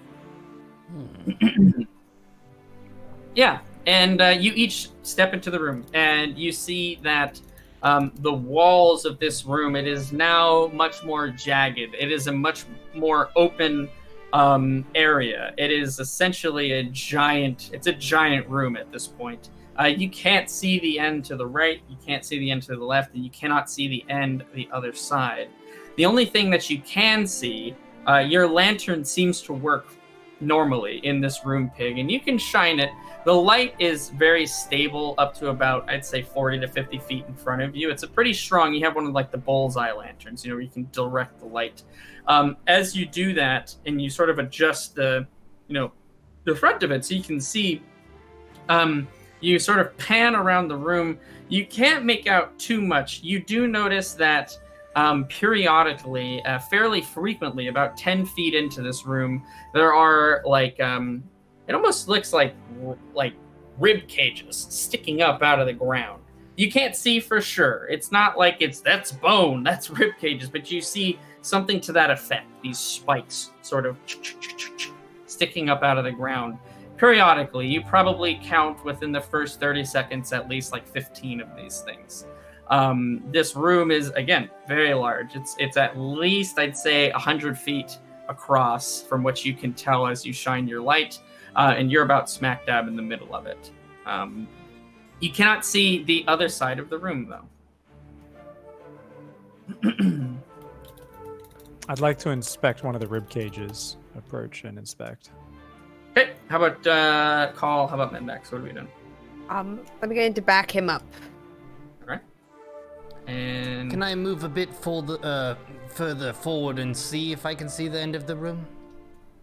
yeah, your dark vision works up to about 60 feet, if I'm not mistaken. So you would. You would have to go pretty far into the room. Do you want to keep going until you see the end, or how far in do you want to go? Let's put it that way. I would like to go far enough that the team is still within view, and then see if I can see the end. Okay, so let's say you walk about 15 to 20 feet forward, and while Nigel and Mendax, the first, let's say, rib cage structure, if you will, is about 15 feet forward. So Call, let's just say you go about 10 feet further than they do. At this point, no, you're not able to see the very end of the room, but you see just at the very edge of your vision, and you're straining because, like I said, dark vision is not perfect. You're not able to see, explicit detail, but you can make things out. You see that there is essentially what you can see is like basically a hill. A hill that goes up about 15 feet or so, and it's fairly round. And yeah, it looks like, well, you can't really tell, but that's just like a shape that you see in the distance. I see a shape in the distance. Looks like a hill that's a bit round. Perfect description. Couldn't have done it better myself. It does look like a rather large mound. Nigel, Mendax, you guys get to the first quote-unquote what we'll call the rib cage for now, and you quickly see and find out what it is. It is an inverted dead spider. And the rib cage structures are its 8 legs that are sort of almost forming a cage. And in the center of it, it is like split in half, almost as if it's been cracked open. And there's all sorts, again, mushroom and foliage that's just like layering over this corpse of the spider, essentially. And you figure that that's what all of the other sort of cage-like rib structures are that are in this room that you've seen so far. Something is killing these spiders in their own lair. I don't like this. Let's say, let me look real quick. Give me let's just say investigation. Both of you guys, Mendax and Nigel, give me an investigation roll here. 24. 15. No, wait, that's 14. That's 19. And what did you get, Nigel? 19 plus 5, 24. 24. Okay. Both of you come to the realization, as you're sort of, again, looking at this and inspecting these corpses, essentially, that these are the mushroom spiders that were in the other area. You kind of piece it together as you see the mushrooms that are growing around it. You recognize some of them, and you put 2 and 2 together. You say, okay, I think these are those same spiders from that other room. Maybe not the exact ones that you saw, but that's... Yeah. Okay, so it's not like they've magically just been slain and had mushrooms grow all over them. Wow, that's incredibly creepy, though. I mean, this could be some sort of symbiotic relationship between the mushrooms and the spiders. Perhaps they feed on the mushrooms, and then also, in turn, when it's their time to die, they also act as fertilizer for the mushrooms to grow from. I have also heard tales of incredibly rare fungus evolved with neurological toxins and spores that can infect the brain of host creatures and drive them to proliferate their species. But something on this scale here is something I've never even read about. And I can only suggest we press forward. But it seems incredibly creepy. Does it look like the spiders split open? Or does it look like something exploded from within the spiders and split them open? Does that make sense? Yeah. So is this something that they get cracked from externally, or did they get chest pressure? Yes, exactly. Does it look like they just happened to crack, or did something burst and split? Sure. You can see from the way that the we'll say the carapace of the spider is formed that it is pushed up and outwards. So it was something from within that went out and exploded. Oh, this is some shit. I don't like this at all. There's some kind of mushroom spider babies running around here. Did you just say mushroom spider babies? I did say mushroom spider babies. Oh no. Holy shit. I suggest we chop them, we burn them, and we kill this broodmother and get the hell out of here. I'm getting more and more unsettled the longer we lurk. I fully concur with that assessment. Chop, burn, get out. Do you want to go investigate the large mound? I think I see one over there. I would love nothing more than to investigate this large mound. Okay. Are we off to see the mound? Yes. The magical mound, indeed. Okay.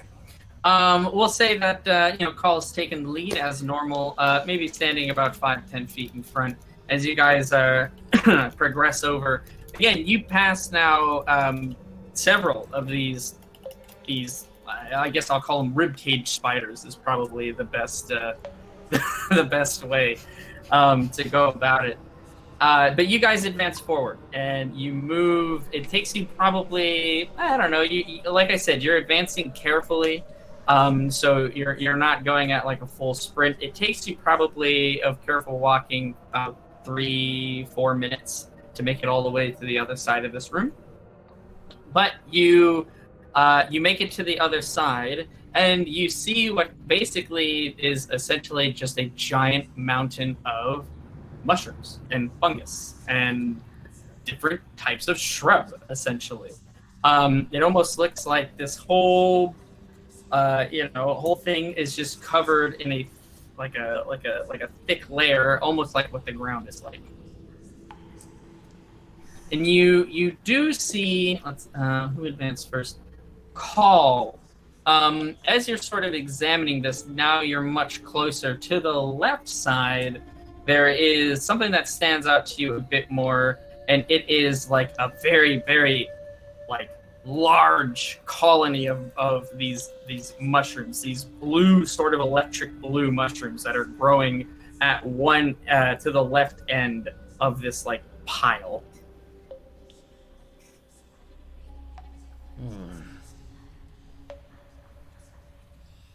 Can I get a bit closer and see what's up with these blue mushrooms in a pile?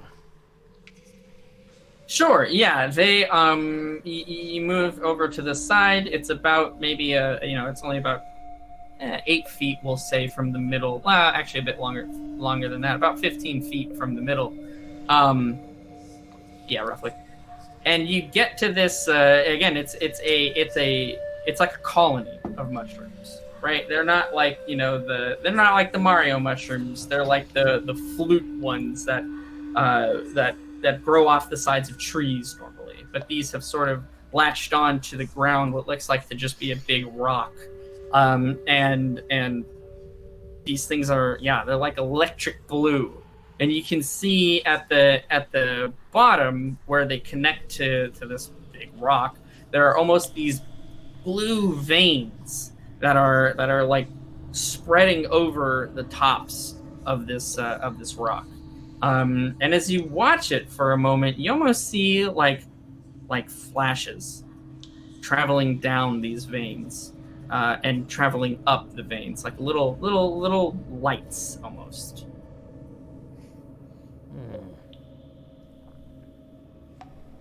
This is spooky. It seems that mushrooms are part of the problem, or at least a part of this cave with the broodmother, which is a problem.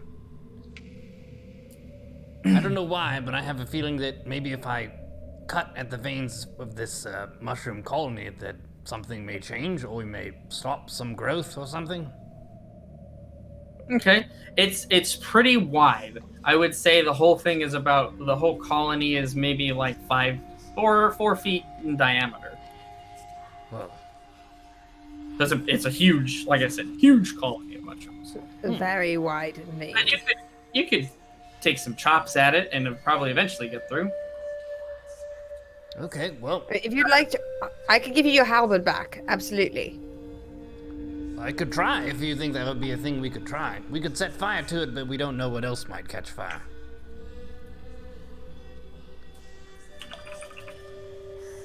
Yeah. Nigel, Mendax, are there anything you guys are doing during all of this, or are you just backing call up? I'm backing Carla, but you know what? I don't think we've actually taken Goop off of his back. So while he's standing there investigating, I would like to untie Goop and then hand the halberd back to Carl. Sure, can do. Yeah, so you untie Goop, you put him down onto the floor or the net, I guess is I'd more like to apt. pat his head affectionately. Yep, he doesn't do anything. That's fine. And you He knows. hand Call back his halberd. So I was thinking I would just do a kind of a cut like this. Okay. Maybe like Yeah. make it around so we can. Yeah. What do you want to do? How do you want to cut him? You want to let's just timber or? no, not Cut the a tip off heavy, that veiny not a bastard. chop, but more of like a cut around. Okay, so okay, sure, absolutely. It's all like a colony, right? So I want to disrupt it in some way. Okay, sure. You kind of begin to hack into it a little bit as you get your halberd's blade edge pushed, and start slicing into this mushroom colony. And as you do that, the whole mountain shudders and starts to sort of almost in waves. You see the whole moss, mushroom, foliage features all starting now to what's the best word for it? I guess shuddering and shivering is the best way. The whole thing is moving now.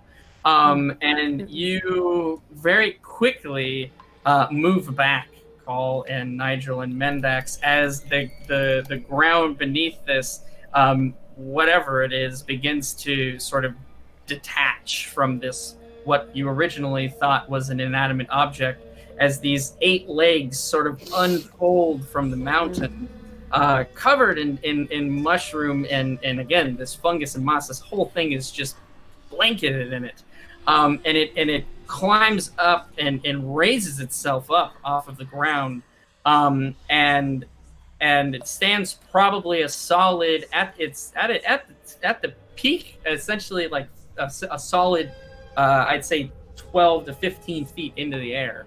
The last part that pulls free from the net is that blue mushroom colony. And Pig, you're absolutely correct as you see the spider's head start to kind of come back up from this net, and you see this mushroom has essentially pervaded through the back of this spider's skull, and it's implanted into the brain of this giant spider. I mean, now we're talking giant spider. This thing is massive. It's 12 to 15 feet tall Mhm. and about the same across. Yep. Whew.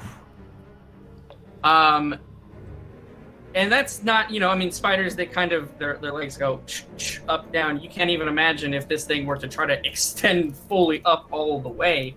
But it lets out this shrieking wail, essentially. Give me a constitution save on each of you guys as the piercing kind of screech almost mirrors the griffin in its how sharp it is to your ears.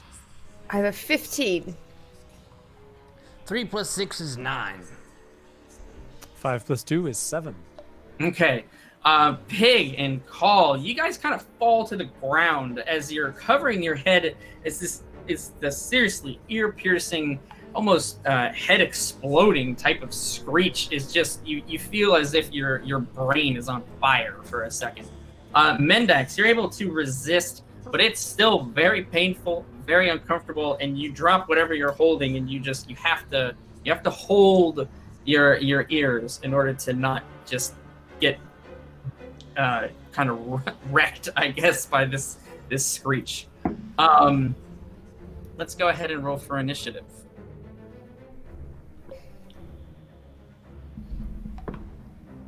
Seven. Okay. 14. 13. All right, 14, 13, and let's see what we have here.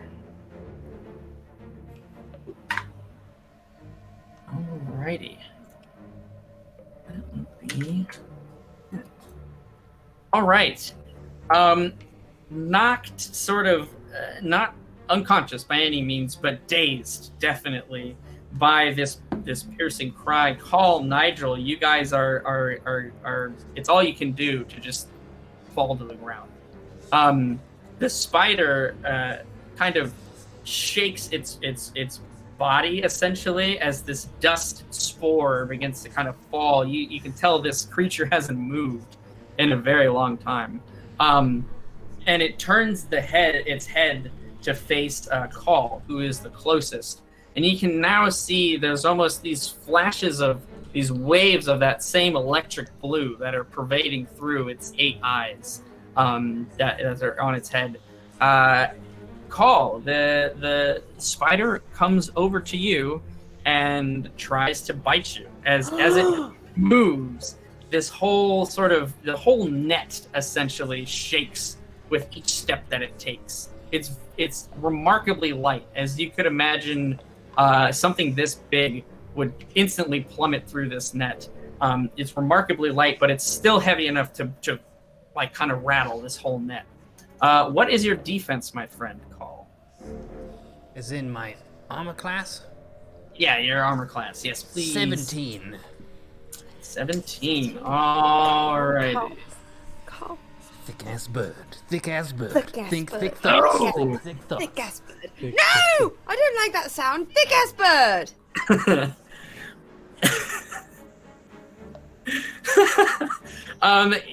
It is your remarkably resilient hide that does save you in this situation, as you make no move to avoid or dodge this attack.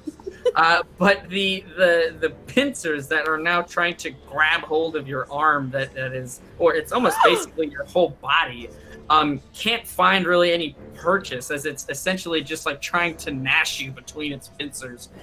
You're not crushed, and you don't take any damage from this one, but you can very quickly feel that you need to move out of this situation. You snap to your senses instantly, rolling away before this spider can figure out how to sink its fangs into you.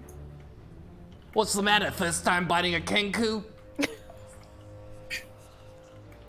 I'm sure it won't be the last time.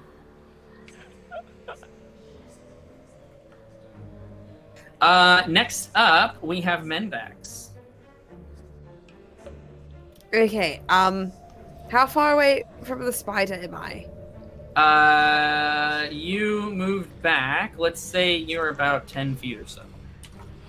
I mean, I have fairly good acrobatics. Could I make a leap and stab it in one of its eyes to distract it from attacking my friend Carl? Do you want to aim for the eye specifically, or do you just want to try to stab it? Aiming will give you it's harder to specifically pinpoint hit a specific area, but you can do something like that. You know what? I feel like that's what I would do at this moment. I would stab for an eye, specifically. Okay, we're gonna give you a -5 to it, but you can give it a shot. Okay. 14. Well, I had a 19, but -5, 14.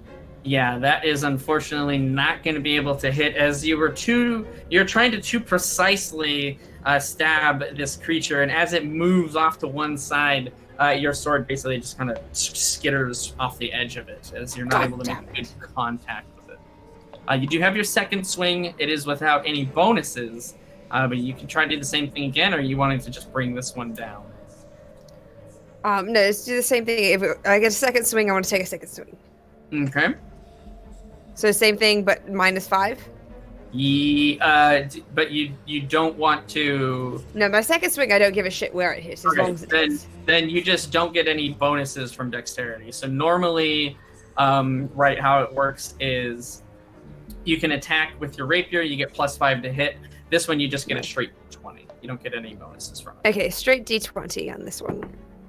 11. Shit. 11. That is also not going to be enough. As you hit it, you are able to make contact with it, but the hide, mixed with the layer of mushroom and fungus, you're not able to pierce through. God damn it. God damn it, indeed. I'd like to curse at it in every language I know. Okay, you curse at it in the one that you know. I'm just kidding. You know more than that.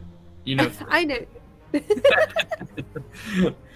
Yes, you do. You fire off curses in common, infernal, and thieves' cant. I guess if there are curses. Thank you. Yes. As you're not able to do any damage to this. But emotionally, I've wounded it. You did. Yeah. Yes, absolutely. This thing is unhappy. And Call, your go. Well, big-ass spider who seems to struggle piercing Carl.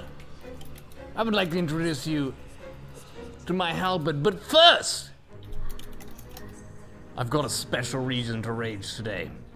There was a nice dwarf in that cave who we shared some words with, and you turned him into a fungal mess. And it's time for us, now, to bring a little bit of thunder into your territory. Carl Kangaroo would like to go into a rage. All right, Call is in the Berserker's Rage. I like it. What do you do, my friend? Fueled by anger of your new dwarf friend being so mistreated. You wanna know something, ugly spider? This halberd was sharpened by a dwarf, much like the dwarf you killed. Well, I killed, but mercilessly because you infested him. And I would like to attack with my halberd now. All right. Give me some rolls, my friend. All right, first we're rolling to hit. Yes, yes. And it's, bring all the rules. It's a 14. Do I have any bonuses for being in a rage? No. Your rage bonuses, let's take a look here real quick. You get advantage to strength checks and saving throws, +2 to melee damage with strength weapons, resistance to bludgeoning, piercing, and slashing. All right, I got a 14. Is that enough to hit? 14 total? 14 total. I added everything up, yes. Okay, you, again, you make contact just the same that Mendex did, but you are not able to cleave into the hide of this creature. You don't feel that you've connected with anything that's actually going to damage it. As you know, layers of moss and fungus are sort of peeling off from where you guys are trying to, stab and smash into this giant hulking spider. No. It's definitely a real spider, everyone. Thank goodness, I was a little bit worried about that. Yes. It's not an Well discovered, Carl. Nigel, you're up, my friend. Well, it's time to stop hacking at its legs and use my magic. My wand, 9 inches of oak, hasn't been of much use so far here in this lair. But now it's time to finally make up for it. I will remove the heaviest stone from my pocket. I have a collection of stones I carry around with me. All right. Mostly for catapulting at things, and that is precisely what we're going to do. Is there a so if I want to, the blue mushrooms are on its head, right? Mm-hmm. If I aim for those, what sort of disadvantage are we looking at? Let's take a look here. So normally it would be a dex save of 13, I believe. We'll say that because you're aiming at it's compared to the rest of the spider, it is fairly narrow, but you are essentially attacking what would be the same, I guess, like diameter of like a regular creature that like a human being. I'll say you'll get like a minus. We'll get like a +1 to the dexterity save. It'll be a little bit easier to dodge. But I just have to do a dex save. Is that right? I believe so. It just Okay. says attack/save dex 13. Does that mean I need to roll the dex to hit as well? Nope. That means that you just do the spell, and then I'll roll the dex save for the creature, and we'll just see what happens here. All right. I hold my stone, and shoot it right into the middle of those the blue electric mushrooms on its head. I like it. I like it. So let's go ahead, give this a roll. Oh, a masterful dodge as this thing, almost as soon as the stone leaves your hand.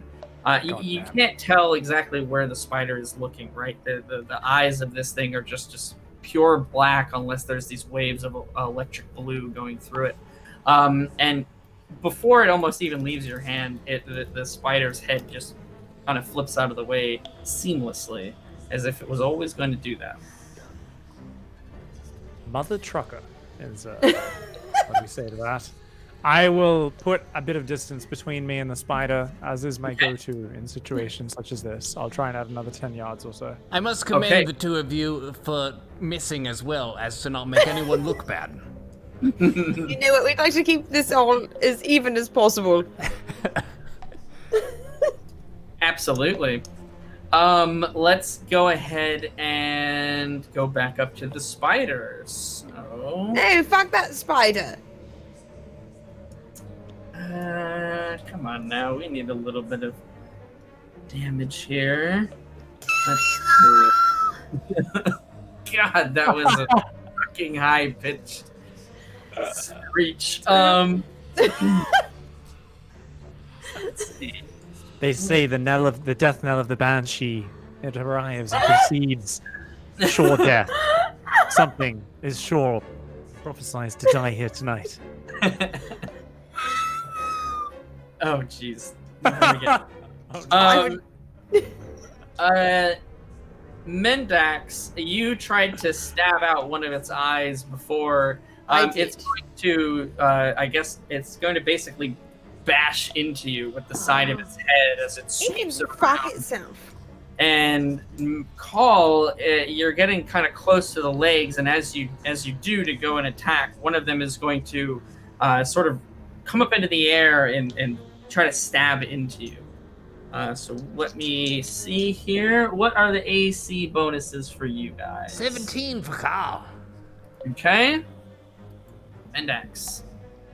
Okay, wait. Do I have any bonuses to this?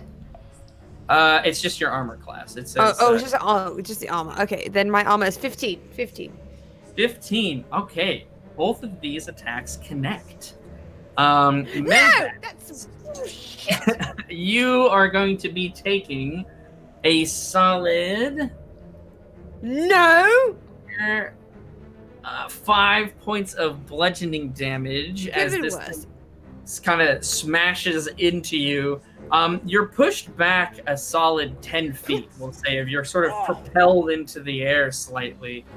Your landing is cushioned, and you look to the side of you as you see you narrowly avoided hitting and coming skewered on one of those rib cages that are sort of, coming up through the ground.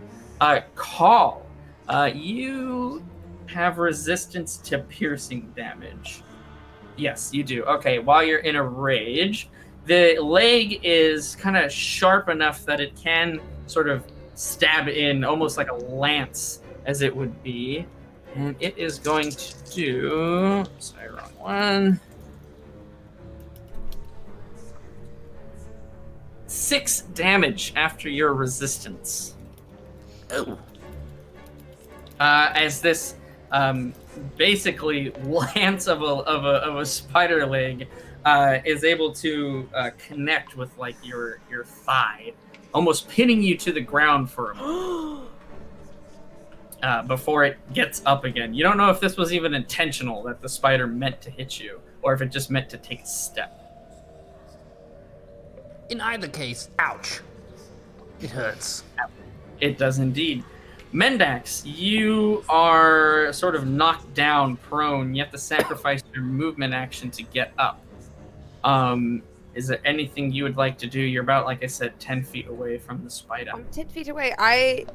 Can I draw my bow? I believe you have to sacrifice your movement for action for that as well. I don't know if you can shoot a bow while you're prone. I feel like I'm laying down, but like I feel like I can still shoot a bow, right? He's engaged with the enemy within 5 feet, and I'm not. I'll say I don't know the exact I don't know the exact ruling for it. I'll say you can sacrifice your movement to either take the bow out and try to shoot it, or to get up. I'm going to take my bow out and try to shoot it. Okay, you can. Give me a roll. Okay. We're at 18. 18. Yes, you are able to sink an arrow almost like where this thing's head sort of meets the rest of its like armored body, and it pierces in through the fungus, through the moss, and into the actual hide of the creature as it lets out another sort of shrieking kind of wail. Give me some damage. You do get sneak attack from this, as there is an enemy within 5 feet. So it's d6 plus 3, so that's a 6, but I get an extra, is it an extra d4 or an extra d6? For your sneak attack, let me take a It's look. an extra d6. Extra d6. Go ahead then. Okay, so I had a 6 at first, and then the extra d6 is, it's a 1, so a 7. Okay, 7. Never be upset about extra free damage. I mean, I'll take it. Would have liked more. But Okay. So you're gonna stay down kind of on the ground there. Yes. Okay, sounds good. Below. You are indeed. Call your move, my friend.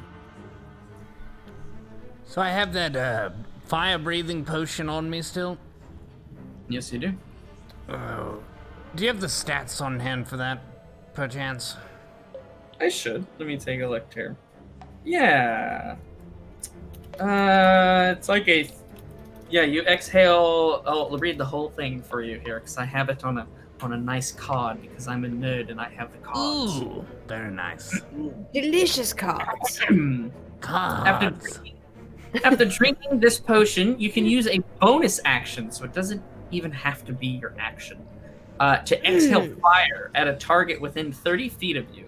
The target must make a DC 13 dexterity saving throw, taking 4d6 damage on a failed save, or half as much on a successful one. Ooh. The effect ends after you exhale the fire 3 times or 1 hour passes. Oh, he can fucking breathe on this bitch for 1 hour. I know exactly what I want to do. Okay. I would like to go into my nice backpack, where I keep the fiery potion. I would like to imbibe this potion and have a full, nice drink. Okay, you do so. We'll say you take your movement action to do so, unless you would like to sacrifice your attack action to do that. No. I would like to attack with my attack action. I just have to check. With my large and sharpened halberd, I would like to take a big swing at this spider. All right, so you have imbibed the potion. It is now empty. The orange, almost living liquid that's inside. It's almost an unbearable amount of heat as you're drinking it, but it's just enough for you to hang on. Oh, this is spicy. To say the least, yes.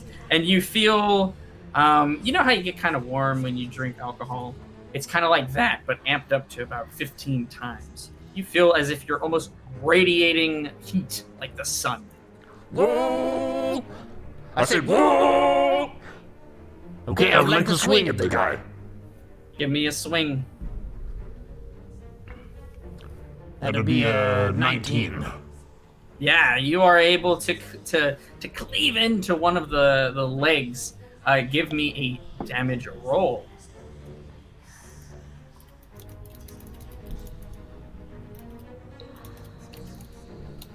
And don't forget your +2 from rage as well.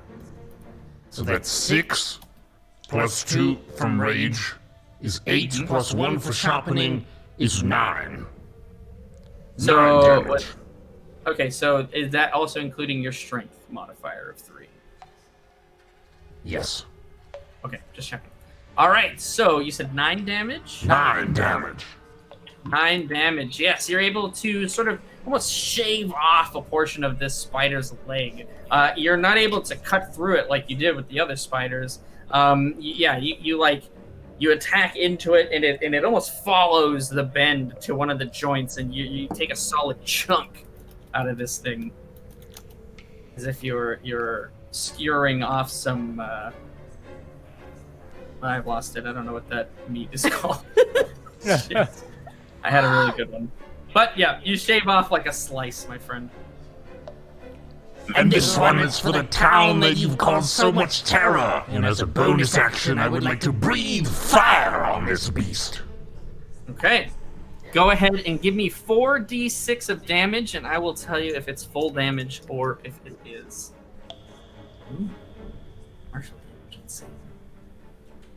What do you got, my friend? 5 plus 5 is 10. Plus 2 is 12. That's good. Plus 4 is 16. 16. All right. So, yeah, you with a bonus action open wide your beak, and a glowing light sort of. I couldn't have said it better myself. As a stream of fire, kind of just flays out of this bird's mouth. It's very impressive, very kind of scary to see. And as the fire connects to the side of this moss-covered spider, you can see a ton of the mushrooms and the moss sort of fading away from the side of the spider. And you put it kind of 2 and 2 together. If you're able to attack now this side where the moss is not there anymore, you will probably have a bit of an easier time hitting the spider. Yeah, you do that much damage and a little bit more. Whew. Very nice. A solid fire breath. Glad For we the brought a dwarves. warrior in. Pig. What's the plan? All right. Can I mean, if I shoot things at it from behind, it's not like I get any sort of bonus or anything like that. If I can work my way around behind said spider to launch things at it from a more surprising angle. No, not really. Not really. It's pretty much the same. Well, like I said, you now think that if you hit the hide of the spider that has less moss on it from the fire breath, you can probably do. It's probably a little bit easier. But dexterity-based, unless they're completely unaware that you're there, dexterity-based saves and things like that don't get any harder for them to make necessarily. Indeed. Well, oof. You know what? Go hard or go home. I am once again going to try and shoot another stone at its goddamn mushroom head, because Okay. I want to hit it in its stupid glowing brain. So Like it. once again, I'm just gonna line up another shot, and I'm gonna try and shoot a stone right at its mushroom brain. All right, hit the mushroom brain, my friend. Give me. No, you don't have to roll anything. I have to roll. That's right. So we'll say again, I get that +1 because of it's a little bit easier to dodge. Roll me some damage, pig. Oh, it actually hit. Yes. Nigel, the wizard getting it together, getting in the zone, lining up the shot. Ew. Ouch! Getting it in there. Oh, such fierce shots. I hit my beak So- really hard. I believe that. Careful, dude. That thing's on fire. He kenku'd too hard. All right, so 3d8s and Whew. so there we go. Oh my, that's a 6, an 8, and a 7, 21. 21. Oh. We are also giving you a bonus of half that damage more for hitting it in such a weak spot.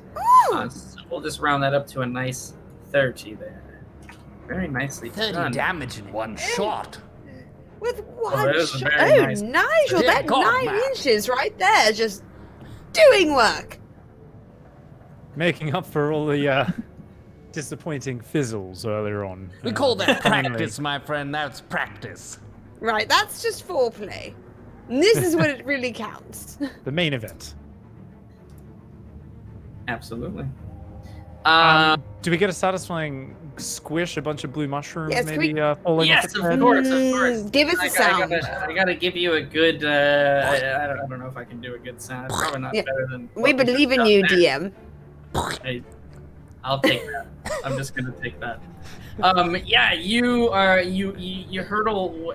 This is a rock you've had with you, Nigel. You picked it up day one, ever since you learned the spell. You know, First day. preparing, ready. You've just had this on you just in case. Now you feel the moment arise as you reach into your pocket and you see that this is the stone that you've pulled out. And you aim up your shot and strike true as this rock just pierces through again this blue, electric blue colony of mushrooms. And those lights I was talking about that are kind of pulsating through the whole thing in waves start freaking out and sort of spasmodically going almost like into a strobe light effect. As this you can tell you've disrupted something. You don't know exactly what, but you've done some serious damage to this thing. It does not fall though. It is still up. It is still kicking. And speaking of kicks, No! give me a dexterity save. As the flailing legs of this spider, now almost having lost control briefly from a moment of Nigel's accurate hit, are flailing out in a strange way, and they come dangerously close to hitting you, Call. So let's see what that dex save is. Oh no. He's so angry he doesn't even try to dodge. A 5. 5. That is definitely going to be a hit there, my friend. Oh, for a solid 8 points of damage coming at you. As you as well are pushed back let's say, somewhere between 10 and 15 feet or so. And are you as lucky as Mendax? I'm afraid not, as you land sort of on one of these spider rib cages. Not impaled, mind you, but as you sort of smash down into it, the legs sort of curl around you and pin you to the bottom of the spider, as you're now solidly kind of encased in this this rib-like Ooh. cage, we'll say. No! Moving to the spider, still freaking out. The spider scurries very far away, almost noiselessly, which is a bit disturbing for how large this creature is. But again, the net that you guys are on, it sort of waves and moves up and down, and you have to balance with it. Call, you're just encased in this trap essentially. And the spider, you see, sort of starts to pull at the side of what you think this net is, and it dips down underneath and out of view. Yes. As it does so, let's see. What has happened? So Mendex still on the ground. Nigel, you're still standing, and you watch this giant kind of hulking spider now out of view underneath what would essentially be the net. And you see the other rib cages, they're starting to move a little bit, all of them in unison, not necessarily in a pattern, but the legs are starting to twitch, all except the ones that is holding Neuro down. Mendex, you're muted, just FYI. Oh, I know. I'm yelling a lot. Good. Oh, I see.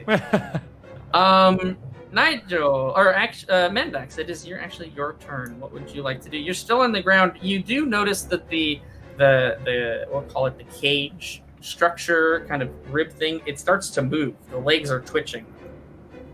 Okay. Remember I said you kind of missed one and you landed next to it. Right, I've knotted one. This shit is a puppeteer. I would like to jump up and go to help my friend Carl. Okay, so it's going to take your movement action to get up.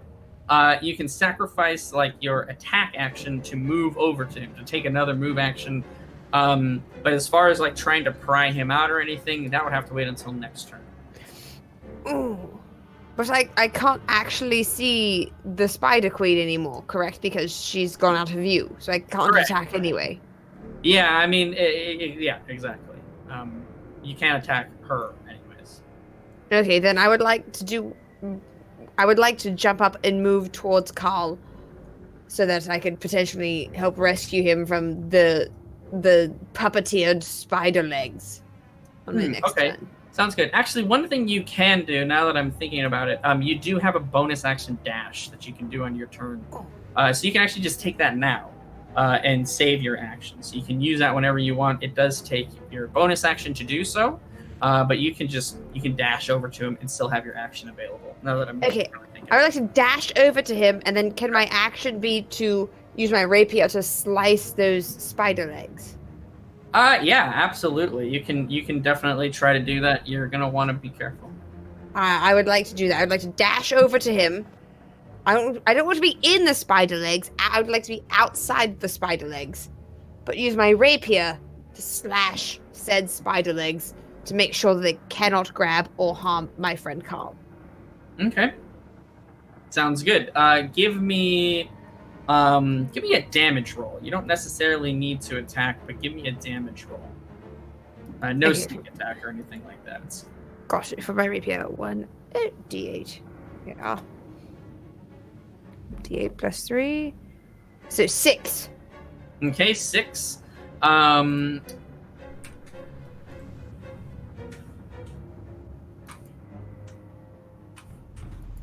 Okay, sounds good.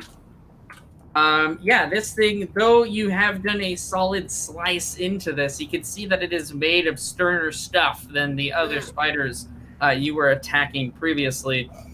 You have cut in. You can see that you've made some progress, but it's not enough for Call to break free yet. You do have your second attack. Just going to remind you of. Oh, then I would like to take my second attack on those things. Yep, you don't get your plus. You don't get your any bonuses to damage, but you get the straight roll. That's right. So is it still the same damage as a rapier, or is it like my second attack with a dagger? Yeah, so if you look at your actions, you have a rapier, and what is your other weapon? I have a short bow, rapier, and a dagger. Yeah, so it would be your dagger. It would be dagger. Okay, damage. so D4. Okay. Mhm. D4 plus 3. Yep. Yes! It's a full plus 3, so it's 7. Oh, That's- no plus 3 because it's an offhand attack. You don't get any bonus. Gotcha. But you get Then the. it's just a plus 4. That's totally fine. Just a 4.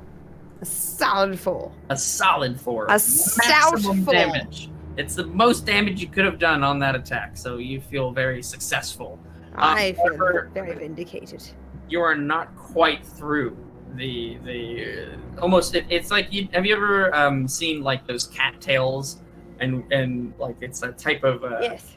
yeah, you know that plant basically, right? And they explode Yes, almost absolutely. like this crazy stuff. That's kind of what's happening as you slice into these legs. You see that it's not flesh, it's not blood, it's just fungus and moss that is like kind of now starting to bloom up out of these things, as if it's almost been compressed inside, and now it's starting to like kind of sprout, if you will.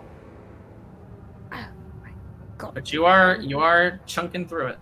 I'm hacking and slashing. Carl, I'm coming for you! And with that, Call, it is your turn. Go ahead and give me a strength check to try to break free of this cage, we'll say. To be clear, that's a strength check with advantage because I am in a rage. You are indeed.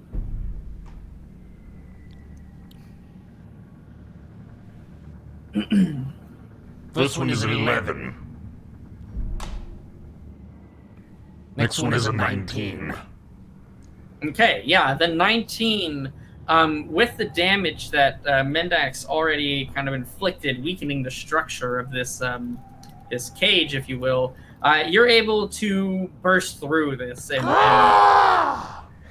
yep, waiting for that, and pop all of these legs out of their sockets and push this thing off of you. Get off me, you heckin' thing. Yes, as you kind of roll off or get yourself up and off of this, you see that in the sort of, you know, if because the spiders were upside down essentially, you see something beginning to move beneath the surface of this creature rather. You don't see exactly what it is, but you do see movement beneath it. So you're quite happy that you got out of there today, right now, anyways. I have a question. Mm-hmm. If I were to use a health potion after I've imbibed the fire-breathing potion, will I still have the ability to breathe fire 2 additional times? Let me take a look. I did While read you're on the looking that description up- it said no swimming for at least an hour. I do want to say that Nigel seeing you pop out of that ribcage-looking spider corpse, it's more exciting than seeing an attractive young lass in a bikini pop out of a birthday cake. I'm very excited, Carl. Oh my god.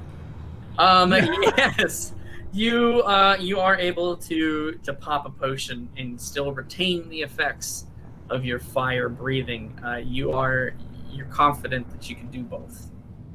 Okay, then I would like to, as a bonus action, have a nice potion. I have 2 remaining, so that would drop me down to 1. Yes, you are down to 1 now. Go ahead and give me 4d4 plus 4.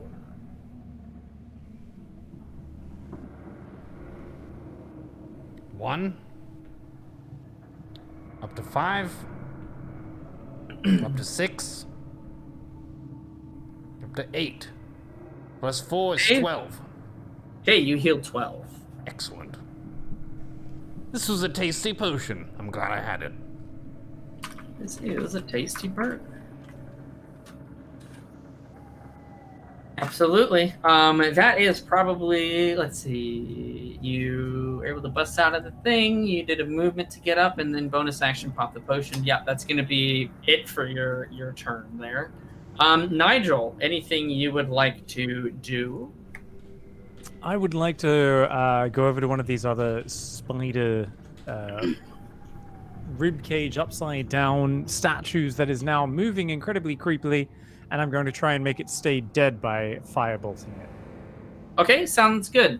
Yeah, just go ahead and give me the damage roll. You don't really have to roll to hit, as these are, again, more structures than creatures. But you do, again, inside, similarly to how I explained to Neuro, there is something moving beneath the surface of all of this moss and dew and mildew and fungus.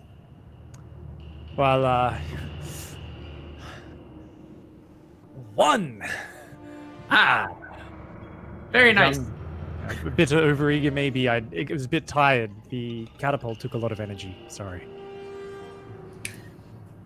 Yes, to one of the rib cage traps, we'll say, You are able to catch it on fire, though, even with that one. Firebolt does catch fire to anything that is flammable. So yeah, the inside of it is now burning and sort of crisping. And again, the legs now sort of start spasming and freaking out. You can't tell if there's like a nervous system, if it's actually reacting to being damaged, or if it's just some mechanical kind of reaction. But regardless, the legs kind of start to curl inwards and sort of compress back inside. Should we set fire to the rest of these then? There are quite a lot, but you could try. Are we talking I mean, about that- like 5 or 50? Well, just from when you entered the room and Pig scanned the lantern around, you saw at least 15. You have definitely passed more than that on your way here. Oh dear. So there's a good amount in this big old room. But Nigel, that's your turn. Unless you want to say something or speak, that's about the only action you can do that's left. They But if seem to not- burn okay. If you've got enough torches, we can maybe throw them, but otherwise, find the hell out. If we can find a path to the Broodmother, that's what we need to do. We've got to get the hell to the actual target. There's probably an unlimited supply of these spiders in this cave. It is a spider cave after all. Yeah, you are able to. Yeah, you say that, no problem. Back up to the spider's turn. The net begins to move again, but as you scan the area that the spider left, you don't see it. What you do see are 8 almost pillars pincing up through the net from the underside, as it's now crawling underneath the net and towards where you guys are located. Let's say Mendax, give me a dexterity save to roll out of the way of these legs piercing through the net. Bitch, shit. Oh, 18 plus 3. Okay, so 21. Yeah, you again, you feel the waving of the net, and you look over and you see just, and you are able to roll out of the way very quickly and get to your. Eat my ass, spider. Well, be careful. I mean, not literally. As you avoid one of the legs that was spiking up through the ground. Well done, Mendax. It is your turn. Okay, is the leg still sticking up? Yeah, there's 8 of them, and they're moving. Okay. I would like towards you. to attack the leg closest to me. Absolutely. Go ahead and give me give me some rolls. You can do both of your attacks at the same time. You just need to keep in mind which one gets your +5 to hit and which one does not. Gotcha. Okay, so I would like to attack with my rapier first and then my dagger. Okay. And so hopefully with my +5 on my rapier. Okay. Do I need to roll first and then roll for damage, or is it basically a structure at this point? So yeah, what you can do, no, you do need to roll for damage. It is essentially what you're doing at this point is you can roll 2d20, and you just say, like, the green d20 is my rapier, and I get +5, and the blue one is just my dagger, and I don't get any plus to that. If you have Gotcha. more than one, you can kind of combine them like that, since they're the same. You're doing the same thing. Gotcha. Okay, so first d20 is a 5, and the second d20 is a 15. So I like my 15 to have the +5. You don't get to pick. You have to know before you roll, like, which is which. So if you didn't do that, roll them again and decide which one is which first before you Oh, get the okay. So my first roll, then I will do it again, and it'll be my rapier. number. Okay. God damn it! Which is a +5, so I have a 6. Okay. Go I ahead. rolled a 1. Ah. Yes. And my second is a 7. So a 6 Okay. and a 7. All right. So with your 6, which keep in mind, you try to avoid saying that it is a critical fail. You are. What is the minimum amount of damage that your rapier can do? I mean, it's Pluses here. 1d8 plus 3, so 4. Okay, so you are able to stab into the leg and deal 4 damage to this thing. Before you're able to pull the rapier out, though, the spider retracts its leg underneath the net again. And you are disarmed from your rapier. Your attack with your dagger obviously is gonna miss because there's nothing there. So I have no rapier. Not right now. Fuck this spider. It's so lucky it does not have any shoes right now. What? No! Fine, that's fine. I've got a bow, I've got a dagger, it's fine. Oh, Yes. god damn this fucking spider queen. Give me my rapier back! Maybe you'll get it back. I don't know. We'll see. Well, no, I'll get my fucking rapier back. I will get this rapier back. Critical fails are fun, man. I have a do you crowbar wanna- if you need a weapon. You what? I have a crowbar. No, this is not a Kenku joke. It's a crowbar. God. A crowbar. No, fucking.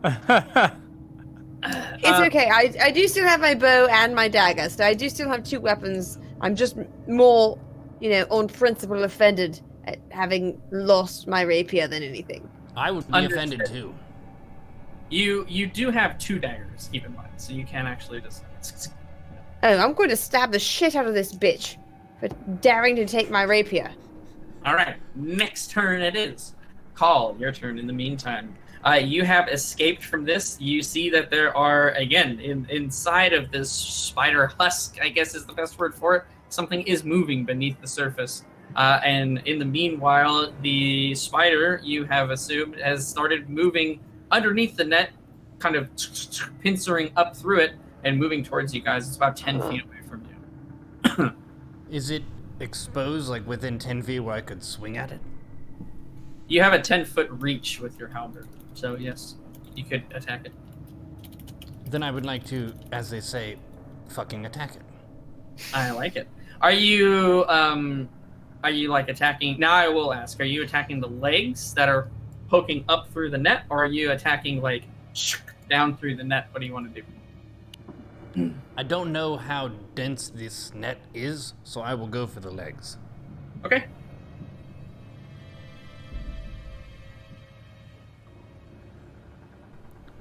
It's gonna be 19. 14 plus Yeah. 5. That will connect, my friend. Give me some damage. Okay.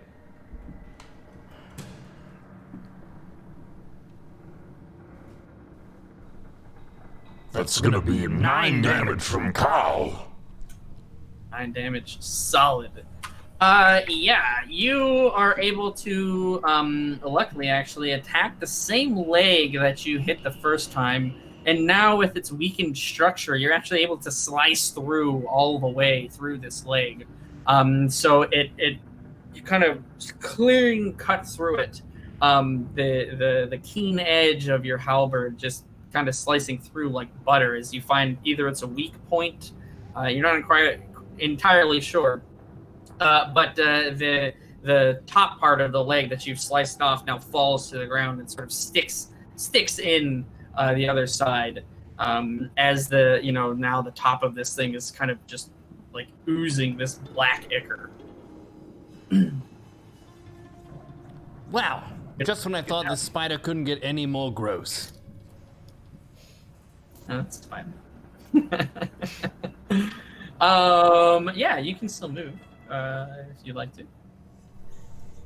Could I do like a like that move? Yeah, man.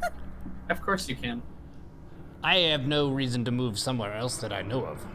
So Yeah, that's fair. I will just revel in my successful attack for a moment. I like it. Nigel.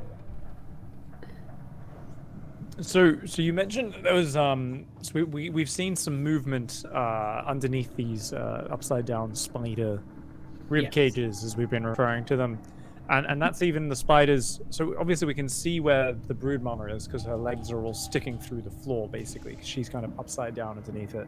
Correct. Yes. Even the spiders that aren't near her, can I see kind of a little bit of movement at the base of them as well? Like the one that I set on fire. I'm not sure if she was underneath or not. I think she wasn't underneath that. You can't tell if like inside the cavity if there's movement on the ones that are in the distance, but you see the same leg kind of twitching in kind of sporadic movement as you saw in the one that was near you, and the one, well, not the one that grabbed Call, but that you can put 2 and 2 together and make that assumption. However, you have not seen it with your own eyes. So I can make the assumption that all of them are doing the same thing, right? Yeah. Yeah, I'm not really coming up with any creative ways of getting at the brood mama, so I think I'm just gonna firebolt one of the legs that are exposed. Yeah, absolutely. Firebolt. That's an attack roll, right? Yeah. Yeah. So with plus intelligence, right? I believe. Yep. So you get plus intelligence and then plus your proficiency bonus. So that's a +5 total. +5, yeah. So we've got 9 + 5, 14. 14. Yeah, your firebolt looks as if it is on target, but at the sort of last second, one of the legs, just by chance, goes underneath the net as it's still moving forward, and it dodges out of the way of that firebolt, my friend. Owl. Yeah, not much else they can do really then. I don't see anything else around, right? There's nothing other than these spiders twitching and the brood mama moving. Correct. I mean, there's you guys are, within like 20 feet of the wall, essentially. That is, covered in that same sort of super sticky silk that you guys were able to descend down here. Keep in mind, for you, it is still extremely dark in this room. The floor, once again, it is providing a source of light, so it's almost interesting where the brood mother is piercing up through the net. It's almost like this kind of shower of little bioluminescence that comes down. If it wasn't so horrifying, it would almost be kind of pretty. Well, I'll stay where I am and finish my turn then. As long as I'm still trying to keep a bit of distance between me and the brood mama, at least 10 feet, probably 15, 20. Yeah, you're 20 feet away, so it's like 20 feet, Paul's 10 feet, and then another 10 for the brood mother there. Absolutely. On the now brood mother's turn, it is going to continue moving forward and stops at you, Call, as it essentially puts you smack dab in the middle, the 4 legs on each side of you. And it is going to try and kind of crush you in. Can you give me a dexterity save before you are pincered in once again? Question, shouldn't that be 7 legs? 7 legs. We'll say 7.5. Just trying to keep track of the work that's been done, No, I agree. It's important to know. Dexterity saves, 12. Ooh, 12 is not going to be enough to cut this one. As as you try to roll essentially out, you're caught at the last moment, and your legs are kind of crunched and crushed underneath the weight of this spider. It is going to deal 6 damage. To you, my friend.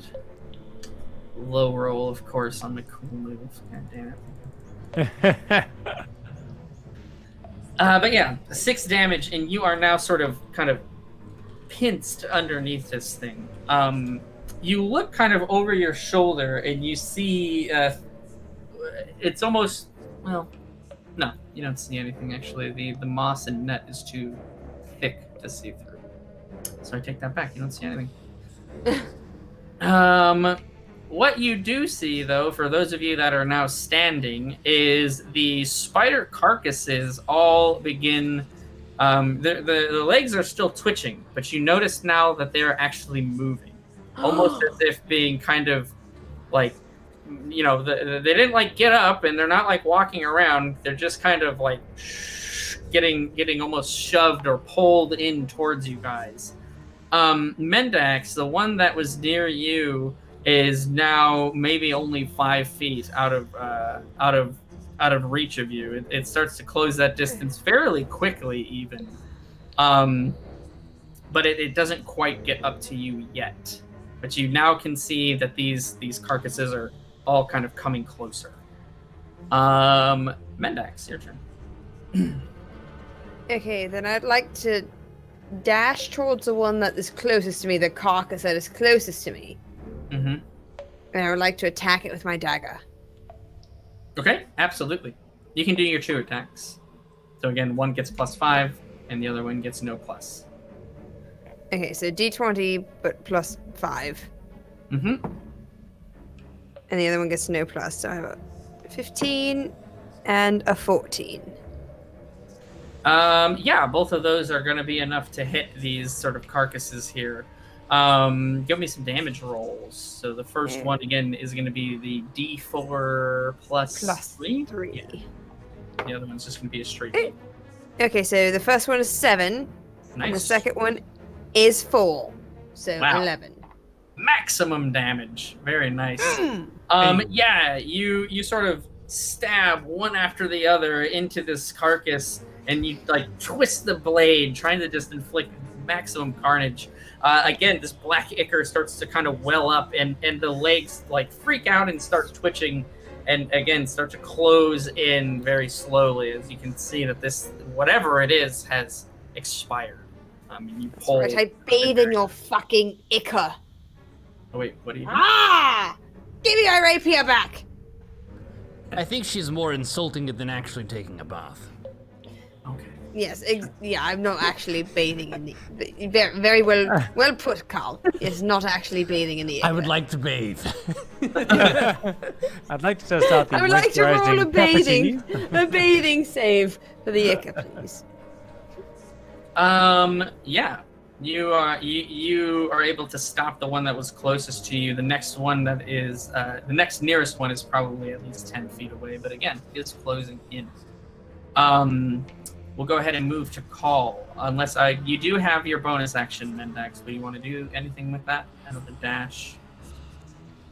I would like to dash back to put a little bit of space in between myself and the nearest of the spider corpses.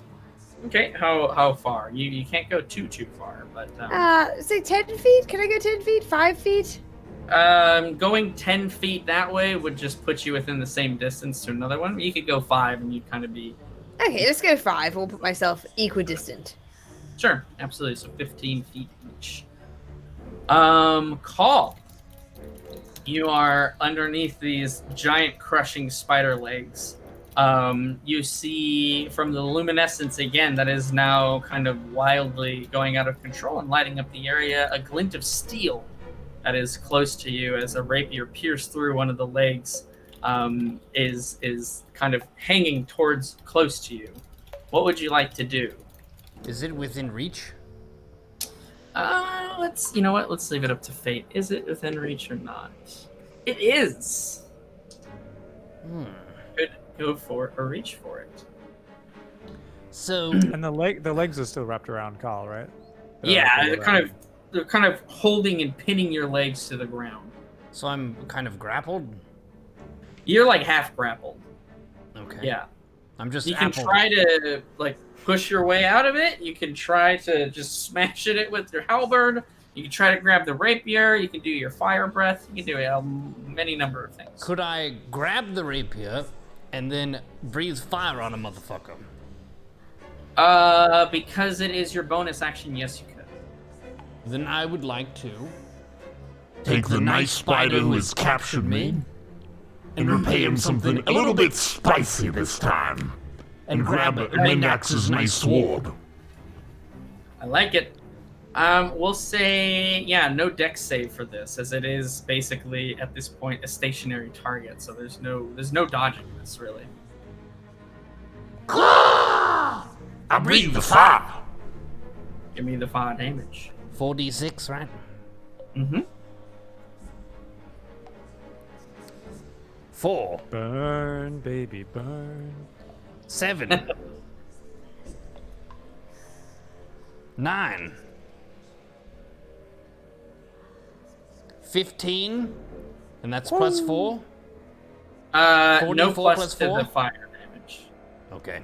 15. Yeah. 15. Okay. Yes. Bam. You do. Did you grab the rapier first, or are you doing it after? I grabbed the rapier first. Okay. As you breathe, essentially, fiery wrath down onto these spider legs, you're able to light up almost every single one of them. Once again, burning all of the moss fungus off, and connecting with like the actual skin of this creature, singeing off all of the like spider hairs that they have right to stick onto the web. You do a serious amount of damage to this thing, and you feel, or rather see, the legs are almost like bubbling with like how you're crisping almost its flesh, and it instantly lets go of you, and it sinks its legs down, and begins to scurry away from you immediately. Who wants a spider kebab? Spider kebabs, get your spider kebabs. So since I used a bonus action, I probably can't throw the sword to Mendax. Movement action.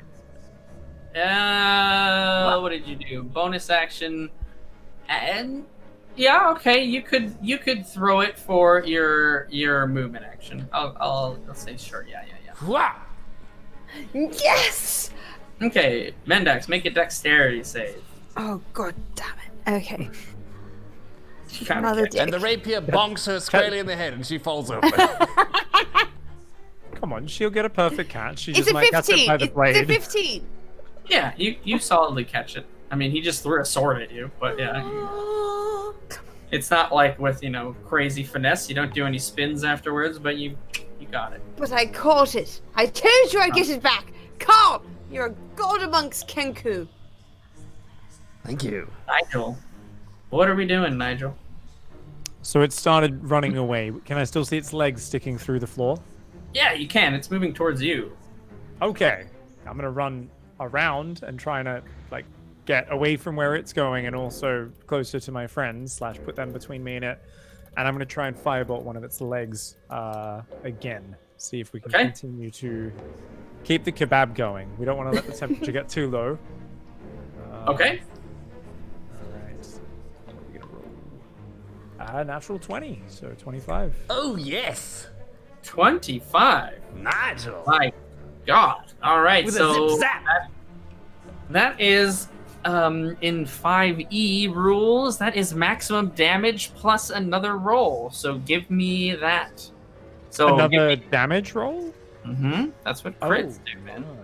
Criticals are fucking good. Alright, so that's, a D10 maximum is 10, and we just rolled a 3, so 13. 13.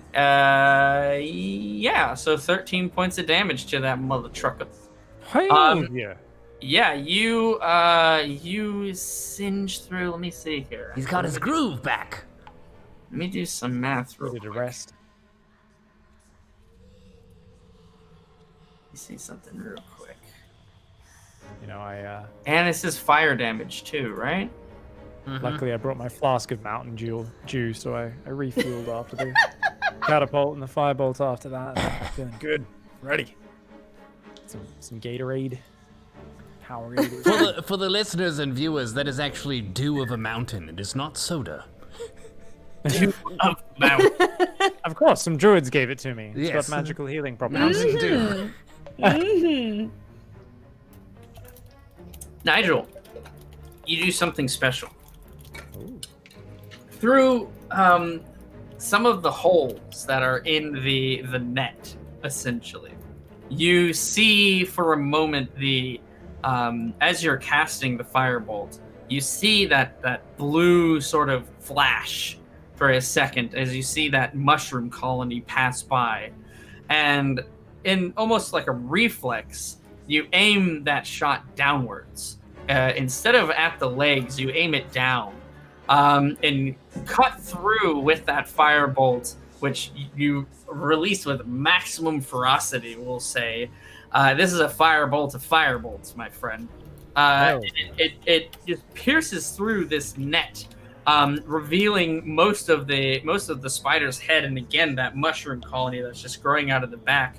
And you connect solidly with that colony of blue mushrooms, and it goes up in flame, doing enough damage, my friend, killing the brood mother. Oh, yes. Yes! Yes! Fire! Nigel! You're a fucking beast! Nigel with that big firebolt. Fire! Who the fuck is that thick ass wizard? Nigel was that thick ass wizard. Fire! Goop, get over here. Give me 5. I'm gonna on his forehead. All right. Yeah, totally. You just clunk, and it kind of Woo! stabilizes. Yeah. So the spider now sort of spasms. Its head freaking out, shrieking, filling the rest of this cave as it sort of begins to wail until it essentially almost not disintegrates, but it almost feels like you can feel the life essence of this spider just dissipating. And its head just totally inflamed by that firebolt as it wildly burns, crisping the rest of this creature. Its legs rather curl up, and again, similarly to how the carcasses you guys have killed once again curl up, anchoring it to the net. And you notice that every spider carcass that's in the room does the same, as it sort of again begins to almost spasm for a moment before crumbling in on itself. So well done. Good Mendax! job. Nigel! We've done it! There were points where I thought we were going to certainly die. But I didn't say anything because that would tank our morale. But we've done it. Excellent choice. Excellent choice there. Oh, yes.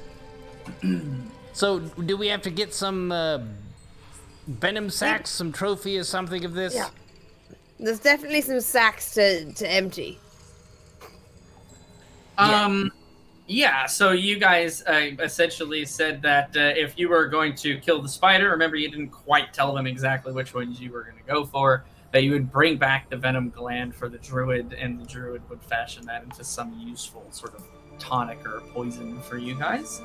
So if you would like to do that, you will have to extract those venom glands from the spider, which is hanging upside down above the black abyss. Your call. But I'd say we extract. before you get a moment to think about that, each of you simultaneously feels a pang of pain from your finger. Each of you from the finger that your ring is on, as this sort of begins to tighten and almost sear for a moment. You feel an intense burning heat for a moment, and you look down and see a bit of glowing. And on one of the sides, so if you remember, there was kind of almost like an octopus kind of squid head that was the emblem of this ring. Mm-hmm. To the right side of it, you see now etched, almost as if like blackened, almost what looks like to be a symbol of a spider. What? No! I just got used to the fucking octopus.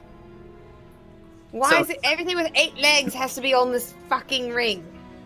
It's the rule of 8, dude.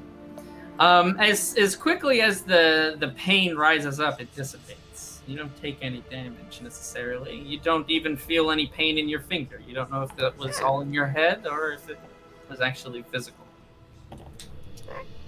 Did your finger just suddenly hurt a lot and then stop?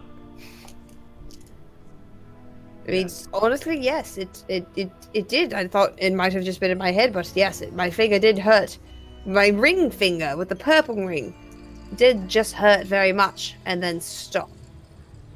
Well, we were initially moving out to go to Tol Caraban to see about getting these rings off, but we were roped into an extremely dangerous quest deep into a spider fungal cave. That's true. We might as well make it worth our while and still try to extract these glands so we could take it to the hot druid. Indeed.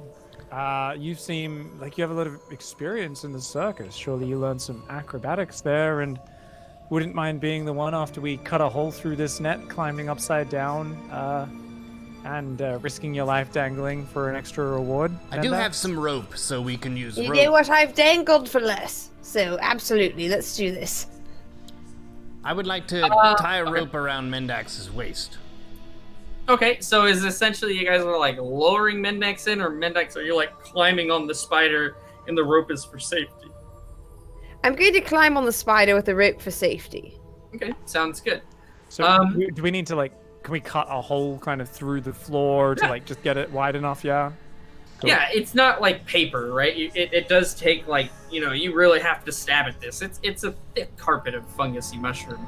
And Mendax and Neuro, or rather Call, you're both able to cut a big enough circle to see sort of the remainder of the head of this thing.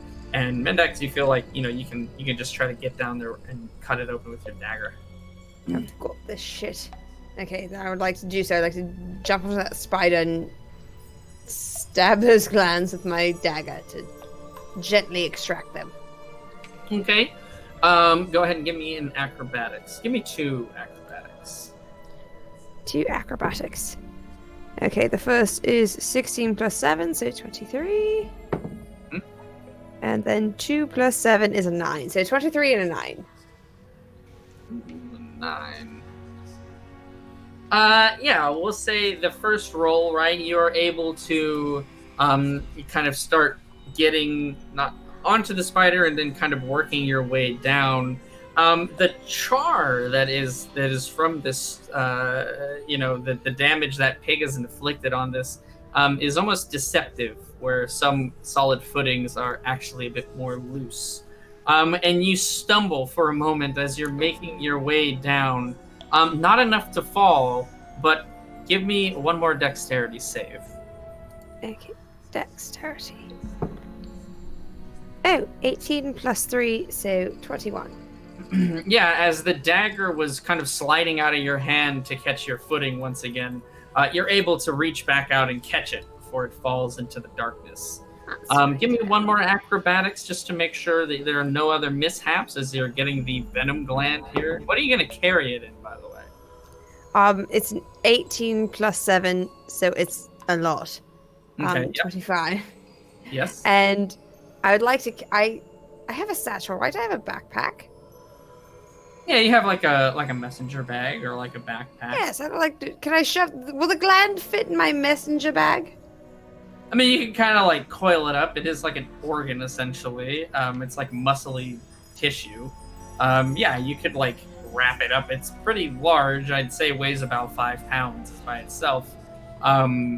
It's not like it might taint the other things that are in your bag, but if that's okay, then that's fine. What about letting Goop carry it? Can he carry stuff? Could you ask him, Nigel? Goop, open. It stares at you. I think you just have to like think it very hard. Okay. What do you- I have a lot of practice with that, Well, maybe so I'm going I to. don't think I could take it yet though because I'm still on the spider, so I'd have to like I'll put it in my messenger bag for Okay. a moment, and then jump back over near Goop. Sure. Sounds good. Yeah, so that last acrobatics will take care of that for you. Yeah. You're able to And then I'll just tie it to Goop, really. I don't even think Goop needs to do anything. I just tie it to Goop and he'll follow us, right? Yeah. Sure. Okay, then However you I would want like to- to get this thing. Yeah. Perfect. I'd like to tie these glands to my good boy Goop. Yep. It has a backpack made of venom glands now. Very well Goop done. is so stylish. Honestly, nobody even has an inkling of a backpack of made of venom glands yet, but they all will, and Goop will have started it. All right. Well, with the broodmother dead, the venom glands extracted, and now a new mysterious rune carved into your rings, I think we will go ahead and call this session there. And I think that is quite enough to propel you guys to level 3. I think you've done enough work. Level 3 for the party. You should by definitely next session. The third level, that's a big important one, so definitely read into it, guys. you want to make sure you pick this is where you're going to get to pick a class specialization almost. So definitely take a look at that. Level 3 for everyone. Broodmother dead. Well done, everyone. I am proud of you and how you handled Oh, yes. And I got my rapier back. I told you I would. I mean, I didn't get it back myself, but I still got it back, though. It has been returned to your inventory by some form of magic or bird. That's right. Some form of thick-ass bird. So to double check and to reiterate, we will do our own personal research over the next 2 weeks, and then for the next session at the beginning, we will review our choices, but we had already chosen them leading up to it. Yes, that is exactly what we'll go ahead and do. Well said, well put. 2 weeks, guys. I hope you enjoyed this session today, the conclusion of the Spider Cave. Quite fun, quite fun. So much fun. Episode 7 every other Thursday, 9 p.m. Pacific time. Thank you so much for joining us. Stay hydrated and fresh, and watch out for giant fungal spiders. We'll see you next time. Absolutely.